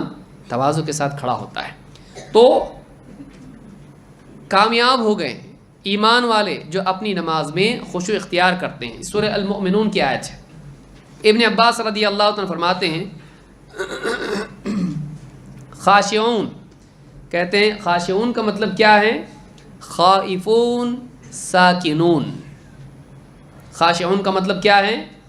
خائفون ساکنون، خوف زدہ اور سکون کے ساتھ اللہ کے سامنے نماز میں کھڑے ہوتے ہیں، خوف کے ساتھ اور سکون کے ساتھ۔ اور کہتے ہیں کہ ابن کثیر کہتے ہیں وَقَدَا عُرُوِّ عَنْ مجاہد والحسن وقتادہ والزہری، ایسا ہی مروی ہے مجاہد، حسن بصری اور اسی طرح سے قتادہ اور زہری سے۔ تو اس روایت سے اور اللہ رب العالمین کے اس فرمان سے معلوم ہوتا ہے کہ نماز میں انسان کو سکون سے کھڑا ہونا چاہیے، تواضع کے ساتھ کھڑا ہونا چاہیے، بے جا حرکتیں آدمی کو نماز میں نہیں کرنا چاہیے۔ واقعی آدمی کو کہیں ایسا لگ رہا ہے کہ اس کی وجہ سے نماز میں خلل ہوگا، ایک بار کھجانے کے بعد رک گیا معاملہ، ٹھیک، لیکن آدمی دیکھیے عربوں کو بھی بعض لوگوں کو دیکھنے میں آتا ہے کہ کپڑے سمیٹ رہے ہیں، کبھی یہ صحیح کر رہے ہیں، کبھی وہ صحیح، کیا ضرورت ہے تجھ کو؟ کیا یہ اللہ دیکھ رہا ہے کہ یعنی تیرے ٹھیک ٹھاک ہونا چاہیے تیرا جبہ، اور تیرا جو ہے سر پہ امامہ ہے وہ بھی ٹھیک ہونا چاہیے؟ کیوں وقت ضائع مت کر، اللہ کے سامنے عاجزی کی۔ آپ دیکھیے نبی اکرم صلی اللہ علیہ وسلم نے نماز پڑھی لیلۃ القدر کے بعد والی فجر۔ صحابی کہتے ہیں نبی اکرم صلی اللہ علیہ وسلم نے علامات جو بتائی تھی لیلۃ القدر کی، اس میں ایک علامت یہ تھی کہ اس رات بارش ہوگی۔ ہم نے دیکھا مسجد کے اوپر جو سائبان تھا، جو چھت تھی وہ لکڑیوں والی تھی، اور کوئی ایسی پکی تو چھت نہیں تھی اس زمانے میں۔ بارش ہوئی، مسجد کے اندر کیچڑ ہوا، آپ صلی اللہ علیہ وسلم نے نماز پڑھی۔ اس زمانے میں مسجد میں کنکریاں تھیں، مٹی تھی، ہماری طرح قالین والی مسجدیں اس زمانے میں نہیں تھی۔ آپ نے نماز پڑھی، اور نماز کے بعد جب آپ پھر کے بیٹھے جیسے امام کو بیٹھنا چاہیے، تو اس کے بعد دیکھا ہم نے کہ آپ کی پیشانی اور آپ کی ناک پر مٹی تھی۔ کیا مطلب؟ کیا اس سے سمجھا ہم کو؟ نماز میں بھی آپ نے اس کو صاف نہیں کیا، لیکن ہم لوگ کتنا خیال رکھتے اپنا، نماز میں ذرا بھی کچھ نہیں ہونا چاہیے۔ مٹی ذرا لگ گئی تو اس کو صاف کرنے کی فکر، گویا کہ اس کا فوٹو نکال کے بھیجنے والے نکاح کے لیے۔ آدمی کو نماز میں سکون اختیار کرنا چاہیے، یعنی اتنا بھی آپ نے صاف نہیں کیا، آپ کو معلوم ہے مٹی لگی ہوئی ہے، لیکن آپ نے نماز میں ناک پر کی پیشانی کی مٹی صاف کی نہیں، تو معلوم یہ ہوا کہ نہیں کرنا چاہیے، خواہ مخواہ کی حرکتیں مناسب نہیں ہے۔ سنت یہی ہے کہ آدمی سکون کے ساتھ نماز پڑھے۔ ہاں اگر ضرورت ہے تو حرکت کرے، یہ بھی ثابت ہے، جیسے آپ نے خود بتایا سانپ بچھو اگر دیکھے تو آدمی کیا کرے، اس کو مارے، نماز میں بھی مارے، بچی بھی نماز پوری کریں، اس کے بعد اتنی ایکٹیویٹی سے بھی کوئی مسئلہ نہیں ہے۔ اور اگر کوئی کراس کر رہا ہے اس کو روکے، یہ بھی حرکت ہے کہ نہیں، کر سکتا ہے۔ یہ کوئی سلام کرتا ہے نماز کے باہر سے کوئی آپ کو، اور آپ نماز میں، تو کیا کریں گے؟ آپ ہاتھ کے اشارے سے اس کو جواب دیں گے، زبان سے نہیں، وعلیکم السلام، اچھا ایسا نہیں، بلکہ آپ کیا کریں گے؟ ہاتھ آپ کا مان لیجیے باندھا ہوا ہے تو آپ اس طرح سے ہاتھ کریں گے، ہتھیلی زمین کی طرف اور اس کی پشت جو ہے آسمان کی طرف، ایسا آپ اس کا جواب دیں گے۔ تو نماز میں بعض حرکات ہیں ضرورت کے وقت میں، لیکن بے جا حرکت، بلا سبب حرکت نہیں ہے۔ مثلا آپ نماز میں ہیں اور آپ کی جیب میں آپ کا موبائل ہے اور آپ نے اس کو سائلنٹ نہیں کیا ہے، اور عصر کی نماز ہے اور آپ کی ٹون بہت ڈسکو ہے۔ ہاں، کتنے لوگ ہیں جن کے موبائل میں کیسی ہے، گانے بجانے کی میوزک ہوتی ہے، جب بھی فون آیا ڈسکو، کیا آپ مطلب لوگوں کو ناچنے کی دعوت دے رہے ہیں؟ کیا دے رہے ہیں دعوت؟ حرام ہے، یہ حرام ہے، مسجد کے باہر بھی، بیت الخلاء میں بھی حرام ہے۔ وہ ایک آدمی گانے کا ٹون رکھتا ہے اپنے موبائل میں، بیت الخلاء میں بھی حرام ہے وہ، آپ مسجد میں اس کو لا رہے ہیں۔ اب ہوتا کیا ہے، بعض اوقات بیچارہ وہ غریب کبھی آتا نہیں نماز کو، آ گیا اور موبائل ایسا بج رہا، پوری ہر اعتبار سے بج رہا، وہ بھی ایسا چائنا کا موبائل ہے، آخری سب تک آواز جائے، اور امام صاحب کے پیچھے ہی کھڑا ہے، آج پڑھوں گا میں، کبھی آتا نہیں، آج تو پہلی سب میں پڑھوں گا، میں سب سے پہلے آیا ہوں۔ اب پوری نماز میں امام صاحب، اور کبھی کبھی تو جہری نماز ہوتی ہے، اچھا وہ بند بھی نہیں کرتا، جو چل رہا ہے، اور جو فون کر رہا ہے وہ بہت بزی، سیریسلی فون کر رہا ہے، ایک کے بعد ایک کال کرتا چلا جا رہا ہے، اور وہ میوزک بجتی جا رہی ہے اور وہ بند کرتا نہیں۔ کیا سمجھتا ہے؟ نماز میں حرکت کرنا ٹھیک نہیں ہے۔ ایسی حرکت کرنا صحیح ہے؟ نماز میں وہ موبائل نکالیں اور اس کو کیا کریں؟ سائلنٹ کرے، بند کرے، توڑے، جو بھی کرنا ہے اس کو کرے، لیکن اس کا آواز اس کی بند کرے اور جیب میں ڈالے۔ یہ حرکت اس کے لیے نہ صرف جائز ہے بلکہ واجب ہے۔ سمجھ میں آئی بات؟ کیونکہ یہ منکر ہے، اس کی وجہ سے نہ صرف اس کی بلکہ دوسروں کی بھی نماز خراب ہو رہی ہے۔ ابن عباس رضی اللہ تعالیٰ عنہ آ کے کھڑے ہوئے، نبی اکرم صلی اللہ علیہ وسلم نماز پڑھ رہے تھے رات میں۔ ابن عباس نوجوان کم عمر بچے تھے، آ کے کھڑے ہو گئے آپ صلی اللہ علیہ وسلم کے لیفٹ میں۔ مقتدی کہاں کھڑا ہوگا؟ رائٹ میں۔ وہ کہاں کھڑے ہوئے؟ لیفٹ میں۔ آپ نے نماز میں اپنے ہاتھ سے پکڑ کے پیچھے سے ان کو اپنے دائیں طرف لیا، تو معلوم کیا ہوا؟ نماز میں اگر کوئی منکر واقع ہوتا ہے جو نماز ہی سے متعلق ہو، نماز ہی میں حرکت سے اس کی اصلاح کی جا سکتی ہے۔ تو موبائل آپ کو نماز ہی میں کیا کرنا چاہیے؟ ہاں، لیکن پورے واٹس ایپ چیک نہ کریں۔ چلو بھائی، معلوم پڑ گیا اپنے کو نماز میں جائز ہے، تو پورے دیکھ کر کس کس کا میسج ہے، پھر اس کو میسج بھی کر رہے ہیں کہ آئی ایم ان صلاح، کال یو لیٹر۔ نہیں، صحیح نہیں ہے، بس آپ کو بند کر دینا، رکھ دینا اس کو، ٹھیک؟ تو یہ نماز میں حرکت سے متعلق ہے۔ عبداللہ بن عمر رضی اللہ تعالیٰ عنہ سے روایت ہے، انہ رأى رجلا يحرك الحصى بيده وهو في الصلاة۔ عبداللہ بن عمر رضی اللہ تعالیٰ نے ایک آدمی کو دیکھا جو نماز میں ہے اور نماز میں کنکریوں کو حرکت دے رہا ہے، کنکریوں سے کھیل رہا ہے، کیونکہ مسجد میں اس زمانے میں کیا ہوتی تھی؟ کنکریاں۔ اتحیات میں بیٹھا ہوگا اور کنکریاں کھیل رہا ہے۔ بعض اوقات لوگوں کو ایک کمپلسیو ڈس آرڈر ہوتا ہے۔ تو فلما انصرف قال له عبد اللہ، جب وہ نماز سے فارغ ہوا تو عبداللہ بن عمر رضی اللہ تعالیٰ نے کہا، لا تحرک الحصى وانت في الصلاة فإن ذلك من الشیطان۔ کہا کہ نماز میں جب تو ہو تو نماز میں کنکریوں کو الٹ پلٹ مت، اس لیے کہ یہ شیطان کی طرف سے ہے، یعنی یہ شیطان کے اثر سے ہے۔ یہ چیز صحیح نہیں ہے۔ تو نماز میں کنکریاں پلٹنا یا اسی طرح سے کپڑے الٹنا پلٹنا، اس طرح کی جتنی بھی چیزیں ہیں، یا داڑھی مسلسل صحیح کرتے رہنا، کنگھی داڑھی میں کرتے رہنا نماز میں، کوئی ضرورت نہیں ہے آپ کو، یہ چیز صحیح نہیں ہے، مناسب نہیں ہے۔ کیوں؟ اس لیے کہ کیا کہا؟ فَإِنَّ ذَلِكَ مِنَ الشَّيْطَانِ، یہ شیطان کی طرف سے ہے، یہ شیطان کا اثر ہے، چاہتا ہے کہ تم اللہ کی بجائے مخلوق میں مشغول ہو جاؤ۔ نماز میں کس کی طرف آدمی کو مشغول ہونا چاہیے؟ اِنَّ فِي الصَّلَاةِ لَشُغْلًا، نماز مشغول ہونے کی چیز ہے، نماز میں کسی اور چیز میں مشغول ہونا صحیح نہیں ہے۔ اس حدیث کو امام النسائی نے روایت کیا ہے اور امام ابن حبان نے بھی اس کو روایت کیا ہے۔ نمبر 25، نماز میں پڑھی جانے والی قرأت و اذکار کے معنی نہ سیکھنا۔ سالوں سال گزر جاتے ہیں لوگوں کے، لیکن اس کو معلوم ہی نہیں ہوتا کہ کیا پڑھ رہا ہے۔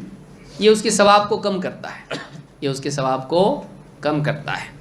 اللہ کے رسول صلی اللہ علیہ وسلم فرماتے ہیں، ما من مسلم یتوضأ فیسبغ الوضوء، جو بھی مسلمان وضو کرتا ہے اور کامل وضو کرتا ہے، اچھے سے وضو کرتا ہے، پورا وضو کرتا ہے، ثم یقوم فی صلاتہ فیعلم ما یقول، پھر نماز میں کھڑا ہوتا ہے، فیعلم ما یقول، وہ جان رہا ہوتا ہے کہ وہ کیا پڑھ رہا ہے، وہ کیا کہہ رہا ہے، یعنی جو کچھ وہ پڑھ رہا ہے نماز میں اس کو اس کا علم ہوتا ہے، اس کو سمجھتا ہے کہ میں کیا کہہ رہا ہوں۔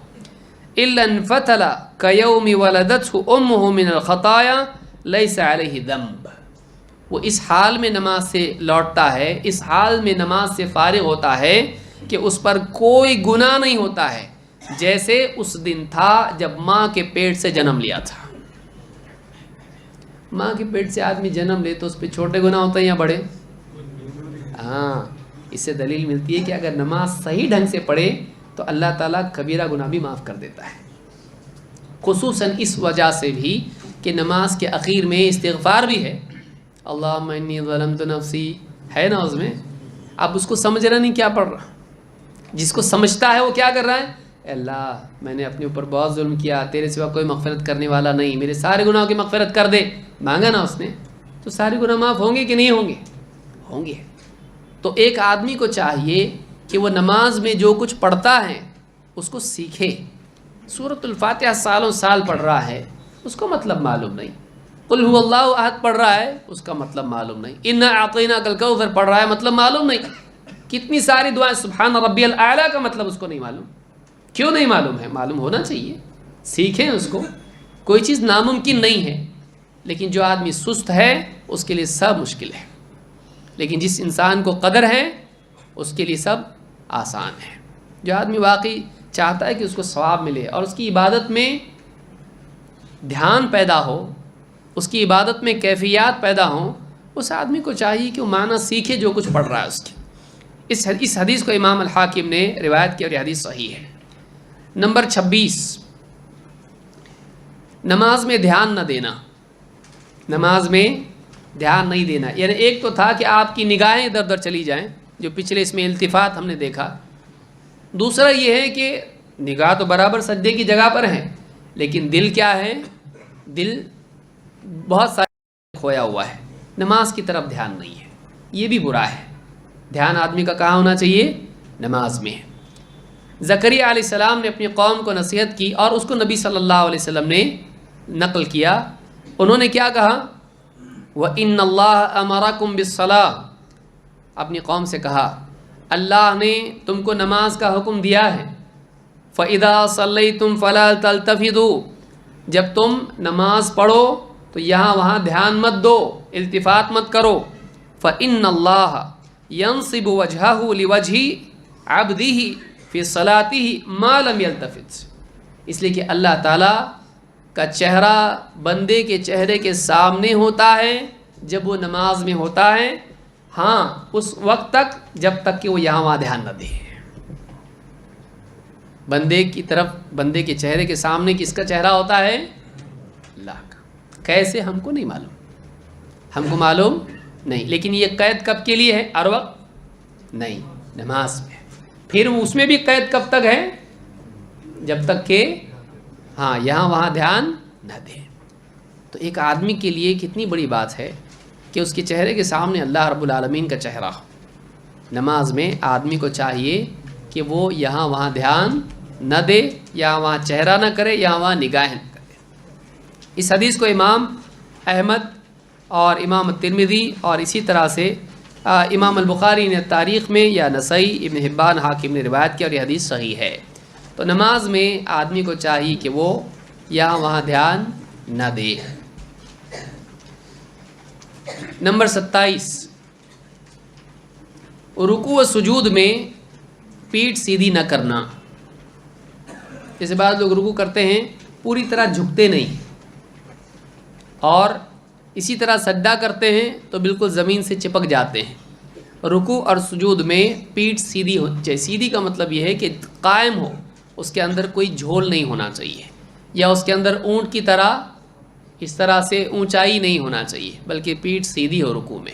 اسی طرح سجدے میں جائیں تو ظاہر بات ہے کہ وہ سیدھا تو نہیں ہو سکتا ہے۔ قائم کا مطلب یہ نہیں کہ بالکل اس طرح سے ہو، پیرالل ہو زمین کے، ضروری نہیں ویسا، بلکہ پیٹھ کیسی ہو، ایک دم زمین سے چمٹ نہ جائے، بلکہ کیا رکھے، زمین سے فاصلہ رکھے۔ نبی اکرم صلی اللہ علیہ وسلم فرماتے ہیں لا تجزئ صلاۃ الرجل حتی یقیم ظہرہ فی الرکوع والسجود۔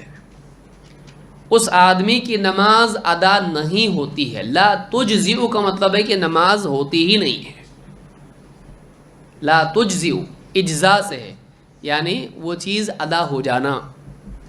لا تجزئ صلاۃ الرجل، اس آدمی کی نماز ادا ہی نہیں ہوتی ہے، یہاں تک کہ حتی یقیم ظہرہ فی الرکوع والسجود، یہاں تک کہ وہ رکوع اور سجود میں اپنی پیٹھ سیدھی نہ رکھے، ٹھیک ٹھاک نہ رکھے، تب تک کہ اس کی نماز نہیں ہوتی ہے۔ امام احمد، ابو داؤد، ترمذی، نسائی، ابن ماجہ نے اس کو روایت کیا ہے۔ تو اس حدیث سے معلوم ہوتا ہے کہ آدمی کو نماز میں اپنی پیٹھ سیدھی رکھنی چاہیے۔ آپ رکوع میں جب جائیں تو آپ کی پیٹھ ایسی سیدھی ہونا چاہیے، بلکہ نبی اکرم صلی اللہ علیہ وسلم کے بارے میں صحابی نے کہا کہ آپ کی پیٹھ ایسی سیدھی ہوتی تھی کہ اگر آپ کی پیٹھ پر پانی ڈالا جائے تو ٹھہر جائے۔ کسی نے کیا نہیں ایسا، لیکن سمجھانے کے لیے بتایا کہ آپ بالکل سیدھی پیٹھ رکھتے تھے۔ یہ نہیں کہ یوں اس طرح سے آدمی پیٹھ کرے ایک دم اونٹ کی کوہان کی طرح، جھکتے نہیں بعض اوقات لوگ، یا سر اونچا ہوتا ہے اور ایک دم اس طرح سے نہیں، رکوع بالکل سیدھی پیٹھ ہونا چاہیے۔ یہ بھی نہیں کہ آپ ایک دم اس طرح سے کریں، اتنا جھک جائیں کہ مطلب منہ آپ کا گھٹنوں کے قریب ہو جائے، نہیں، بلکہ رکوع میں کیا ہو، سیدھی پیٹھ ہونا چاہیے۔ تو یہ سر بھی اس کا ٹھیک ٹھاک ہونا چاہیے۔ اللہ کے نبی صلی اللہ علیہ وسلم فرماتے ہیں لا ينظر اللہ عز وجل الى صلاة عبد لا يقیم فيها صلبه بین رکوعها وسجودها۔ اس سے ایک اور مسئلہ ہم کو معلوم ہوتا ہے کہ اللہ تعالیٰ اس بندے کی نماز کی طرف دیکھتا بھی نہیں ہے۔ اللہ تعالیٰ اس بندے کی الى صلاة عبد، اس بندے کی نماز کی طرف اللہ دیکھتا بھی نہیں ہے۔ لا یقیم فیہا صلبہ، جس میں اپنی پیٹھ وہ سیدھی نہ رکھے، بین رکوعها و سجودها، اپنے رکوع اور سجود کے درمیان اپنی پیٹھ کو سیدھی نہ رکھے۔ یعنی جب آپ دیکھیے بعض لوگ جو ہے رکوع سے کھڑے ہوتے ہیں، ٹھیک سے کھڑے بھی نہیں ہوتے ہیں کہ سجدے میں چلے جاتے ہیں، سجدے سے اٹھتے ہیں ٹھیک سے بیٹھتے بھی نہیں کہ دوسرے سجدے میں چلے جاتے ہیں۔ تو معلوم یہ کہ رکوع اور سجود میں پیٹھ ٹھیک ٹھاک رکھنا چاہیے، یعنی سکون سے رکنا چاہیے اور سیدھی پیٹھ رکھنا چاہیے۔ اسی طرح سے رکوع کے بعد سیدھے کھڑے ہو جانا چاہیے، اور سجدے کے بعد، پہلے سجدے کے بعد ٹھیک سے بیٹھ جانا چاہیے۔ یہ نماز کی صحیح ہونے کے لیے ضروری ہے، ورنہ نماز صحیح ہوتی نہیں، اور اللہ تعالیٰ اس کی نماز کی طرف دیکھتا بھی نہیں ہے۔ اتنی کیا جلدی انسان کو ہے کہ وہ فٹافٹ، آپ دیکھیے بعض لوگوں نے ویڈیو بھیجے تراویح کے، ہمارے بس میں تو ایسی نماز ہے نہیں بھائی، کیسا پڑھ رہے ہیں، مطلب کہ جنون سے آ گیا ایک دم، کہ مطلب 5 منٹ میں 20 رکعت پڑھے ہوں گے وہ لوگ۔ اللہ اکبر، اللہ اکبر، اللہ اکبر، کون سی نماز ہے یہ نماز ہے؟ نماز نہیں، نماز کا مذاق ہے یہ، ایسے نماز پڑھتے ہیں۔ آپ سوچئے، آدمی کھانا بھی ایسا نہیں کھاتا ہے، ایک ایک لقمہ برابر چبا کے کھاتا ہے۔ تو کھانے کے بارے میں یہ سمجھے، کوئی آدمی کا جلدی جلدی کھا لو، آرام سے کھانے دو بھائی، کھانا ہے یہ۔ نماز آپ کی اس سے تیز ہے، نماز آپ کیسے پڑھ رہے ہیں؟ سکون اور وقار سے آدمی نماز پڑھے کہ وہ نماز ہو، تماشا نہ ہو۔ تو یہ حدیث بتاتی ہے کہ اگر ایسا نہ کرے آدمی، سکون سے نماز نہ پڑھے، نماز نہیں ہوتی ہے، جیسا کہ اگلی حدیث سے بھی معلوم ہوتا ہے۔ نمبر 28، جلدی جلدی رکوع اور سجود کرنا، تیزی سے رکوع کرنا، تھوڑی دیر رکوع میں رہا، پھر فٹ سے اٹھ گیا، پھر سجدے میں چلا گیا اور فٹ سے اٹھ گیا۔ اس طرح سے جلدی جلدی والی نماز پڑھنا جس میں آدمی رکوع اور سجود میں اطمینان نہ رکھے۔ اس نماز کے بارے میں کیا ہے؟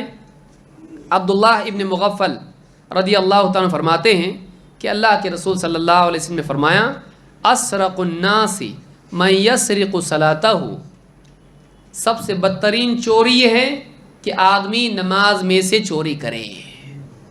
سب سے بدترین چوری کیا ہے؟ آدمی نماز میں سے چوری کرے، اپنی نماز چرا لے۔ قیل یا رسول اللہ وکیف یسرق صلاتہ، اے اللہ کے رسول آدمی نماز میں سے کیسے چوری کرے گا؟ قال لا یتم رکوعها ولا سجودها، آپ نے فرمایا ایسے کہ وہ نماز میں رکوع اور سجدہ تمام نہ کرے، مکمل نہ کرے، ادھورا سجدہ ادھورا رکوع کرے۔ تو اس سے کیا ہے؟ یہ نماز میں سے چوری ہے، اور بدترین چوری یہ ہے کہ ایک آدمی نماز میں چوری کرے۔ اس حدیث کو امام الطبرانی نے الاوسط میں روایت کیا اور یہ حدیث صحیح ہے۔ ابو عبداللہ الاشعری کہتے ہیں، صلی رسول اللہ صلی اللہ علیہ وسلم باصحابہ، یہ حدیث سنیں، شاید آپ نے اس سے پہلے نہ سنی ہو۔ نبی اکرم صلی اللہ علیہ وسلم نے اپنے صحابہ کے ساتھ نماز پڑھی، ثم جلس فی طائفۃ منہم، پھر آپ بعض صحابہ کے ساتھ مسجد میں بیٹھے رہے۔ فدخل رجل، ایک آدمی مسجد میں داخل ہوا، فقام یصلی، اور کھڑے ہو کر نماز پڑھنے لگا۔ فجعل یرکع وینقر فی سجودہ، اور وہ آدمی رکوع سجدے کرنے لگا، لیکن رکوع اور سجدے میں ٹھونگ مارنے لگا۔ ینقر، نقر کا مطلب ہوتا ہے نقرۃ الغراب، جیسے کوا ٹھونگ مارتا ہے، زمین سے چکتا ہے کچھ دانے، تو اس کو کیا کہتے ہیں؟ نقرہ، نقرہ یعنی ینقر فی سجودہ، تو وہ اپنے سجدوں میں رکوع میں کوے کی طرح جیسے ٹھونگ مارنے لگا، یعنی جلدی جلدی رکوع سجدے کی ہے۔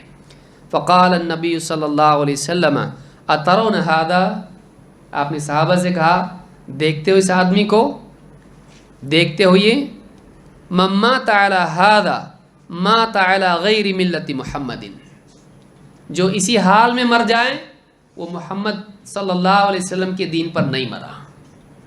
مات علی غیر ملت محمد ینقر صلاتہ کما ینقر الغراب الدم، یہ ایسے ٹھونگے لگا رہا ہے نماز میں جیسے خون میں کوا ٹھونگ لگاتا ہے۔ انما مثل الذی یرکع وینقر فی سجودہ کالجائع لا یأکل الا التمرہ والتمرتین، جو آدمی رکوع اور سجود کرے اور اس میں بالکل کوے کی طرح ٹھونگ لگائے، یعنی تیزی سے رکوع اور سجود کریں، اس کی مثال ایسی ہے جیسے کوئی بہت بھوکا آدمی ہو اور اس کو 1 یا 2 کھجوریں کھانے کے لیے دے دی جائیں۔ آپ نے فرمایا فماذا تغنیان عنہ، وہ 2 کھجوریں یا وہ 1 کھجور اس کی کیا بھوک مٹائے گی؟ اس کو سیر کرے گی وہ نہیں۔ تو اسی طرح سے یہ نماز اس کی دینداری کو کیا فائدہ پہنچائے گی، اس کے اندر کیا تقویٰ پیدا کرے گی، یہ نماز اس کے اندر اللہ کی کیا آیات پیدا کرے گی، یہ نماز اس کی کیا اصلاح کرے گی، یا عبودیت کی کیفیات کیا نصیب ہوں گی اس کو کہ اتنی جلدی جلدی نماز پڑھتا ہے۔ تو آپ نے کیا فرمایا؟ من مات علی ھذا مات علی غیر ملت محمد، کہ ایسا عمل کر رہا ہے، سارے دین میں سب سے اہم ترین عمل کیا ہے؟ نماز، اور وہ نماز ہی ایسی خراب پڑھ رہا ہے، باقی دین کا کیا حال ہوگا اس کے؟ کیونکہ نماز صحیح ہوگی قیامت کے دن باقی اعمال صحیح نکلیں گے، نماز میں بگاڑ رہا باقی اعمال میں بگاڑ نکلے گا، تو نماز ہی بگڑی ہوئی تو باقی زندگی کیسے صحیح ہوگی؟ تو اس حدیث کو امام الطبرانی نے اور اسی طرح سے امام ابو یعلا نے، امام ابن خزیمہ نے روایت کیا ہے، اور صحیح ترغیب میں شیخ الالبانی نے اس کو حسن کہا ہے۔ نمبر 29، ہاں رکنا ہے، کہاں ہے ذمہ دار؟ نہیں ہے نا، 30 کریں گے پورے، ٹھیک ہے۔ دو اور باتیں کر کے ختم کر دیتے ہیں انشاءاللہ. 29-30 پورا کر لیں گے انشاءاللہ. سجدے میں زمین پر بازو بچھا دینا. سجدوں میں کیا کرنا؟ زمین پر ہاتھ یعنی کوہنی کے ساتھ ہتھیلیاں پورا کا پورا بچھانا. بہت سارے لوگ کرتے ہیں. اللہ کے نبی صلی اللہ علیہ وسلم نے فرمایا اعتدلوا فی السجود، نماز میں سجود میں اعتدال کرو، ٹھیک سے سجدے ادا کرو. ولا یبسط احدکم ذراعیہ انبساط الکلب، تم میں سے کوئی بھی شخص کتے کی طرح اپنے ہاتھوں کو زمین پر نہ بچھائے. کتے کی طرح، آپ نے کتے کو بیٹھا ہوا دیکھا ہوگا، وہ کیا کرتا ہے؟ اپنے پنجے اور کوہنیاں پورا کا پورا زمین پر بچھاتا ہے. تو سجدے میں ایسا کرنا اللہ کے نبی صلی اللہ علیہ وسلم نے منع کیا اور کہا کتے کی طرح تم ایسا نہ کرو. علماء نے کہا کہ کئی جانوروں کی مثالیں کی طرح عمل سے منع کیا گیا ہے. لومڑی کی طرح یہاں وہاں دیکھنا منع ہے نماز میں. کوے کی طرح ٹھونگ لگانا منع ہے. اسی طرح سے کتے کی طرح ہاتھ بچھانا منع ہے. گھوڑے کی دم کی طرح ہاتھ اٹھانا سلام کے وقت منع ہے. تو اس طرح سے جانوروں کی مشابہت سے بھی ہم کو منع کیا گیا ہے. تو اس حدیث سے بات معلوم ہوتی ہے کہ سجدے میں دونوں یعنی ہاتھ زمین پر پوری طرح بچھا دینا یہ منع ہے. دوسری حدیث میں نبی اکرم صلی اللہ علیہ وسلم نے فرمایا اذا سجدت فضع کفیک وارفع مرفقیک، جب تو سجدہ کریں تو اپنی دونوں ہتھیلیاں زمین پر رکھ دے اور دونوں کوہنیاں اٹھا لے. کوہنیاں کیا کر؟ اٹھا، اور ہتھیلیاں زمین پر رکھ. یہ طریقہ سجدے کے لیے ہے. یہ نہیں کہ آدمی پورا ہاتھ بچھا دے. آپ دیکھیں گے عورتوں کے لیے یہ طریقہ بتایا جاتا ہے کہ عورتیں کیا کریں. عورتیں کیسا سجدہ کرتی ہیں؟ پورا زمین پہ ہاتھ بچھا دیتی ہیں. کیوں؟ پردہ. کون بتایا آپ کو بھائی ایسا پردہ ہے؟ بازار میں جاتے وقت ایسا نہیں ہے، درگاہ پہ جاتے وقت ایسا نہیں ہے. ہاں، نماز ہی میں پردہ آتا ہے گھر کے کونے میں. تو یہ کون سی دلیل ہے؟ اس کے لیے کوئی شرعی حکم اس میں نہیں ہے. اللہ کے نبی صلی اللہ علیہ وسلم نے کیا فرمایا؟ تم میں سے کوئی بھی شخص ولا یبسط احدکم، یہ نہیں کہا تم میں سے صرف مرد. یہ کس سے خطاب ہے؟ مردوں سے ہے، پوری امت سے ہے. تم میں سے کوئی شخص کتے کی طرح اپنے ہاتھ زمین پر نہ بچھا. ہاتھ کی انگلیاں کھلی رکھنا، سجدے میں اس طرح سے ہاتھ کی انگلیاں کھلی رکھنا یہ بھی غلط ہے. ہاتھ کی انگلیاں کیا ہونی چاہیے؟ سمیٹ لینا چاہیے. ہاتھ کی انگلیاں پوری سجدے میں سمیٹ لینا چاہیے. وائل ابن حجر رضی اللہ عنہ فرماتے ہیں ان النبی صلی اللہ علیہ وسلم کان اذا سجد ضم اصابعہ، اللہ کے نبی صلی اللہ علیہ وسلم جب سجدہ کرتے تو اپنی انگلیاں سمیٹ لیتے ہیں. اپنی انگلیاں سمیٹ لیتے ہیں. انگوٹھا بھی کیا ہے؟ انگلی ہے کہ نہیں؟ لیکن وہ تو انگوٹھا ہے. تو کتنی انگلیاں ہیں آپ کو؟ 8 انگلیاں. کتنی ہیں؟ 10. تو وہ بھی انگلی ہی میں آتا ہے. اس کا نام الگ ہوا تو کیا ہو، لیکن وہ بھی 10 انگلیاں ہاتھ میں ہوتی ہے آدمی کے، تو وہ بھی انگوٹھا انگلی میں ہی شمار ہوتا ہے. ضم اصابع، تو اپنی انگلیوں کو کیا کرے آدمی؟ سمیٹ لے سجدے میں. تو بعض لوگ کھلی رکھتے ہیں، یہ بھی ثابت نہیں ہے، بلکہ سمیٹنا سنت سے ثابت ہے. اس روایت کو امام ابن خزیمہ، ابن حبان اور حاکم نے روایت کیا اور یہ حدیث صحیح ہے.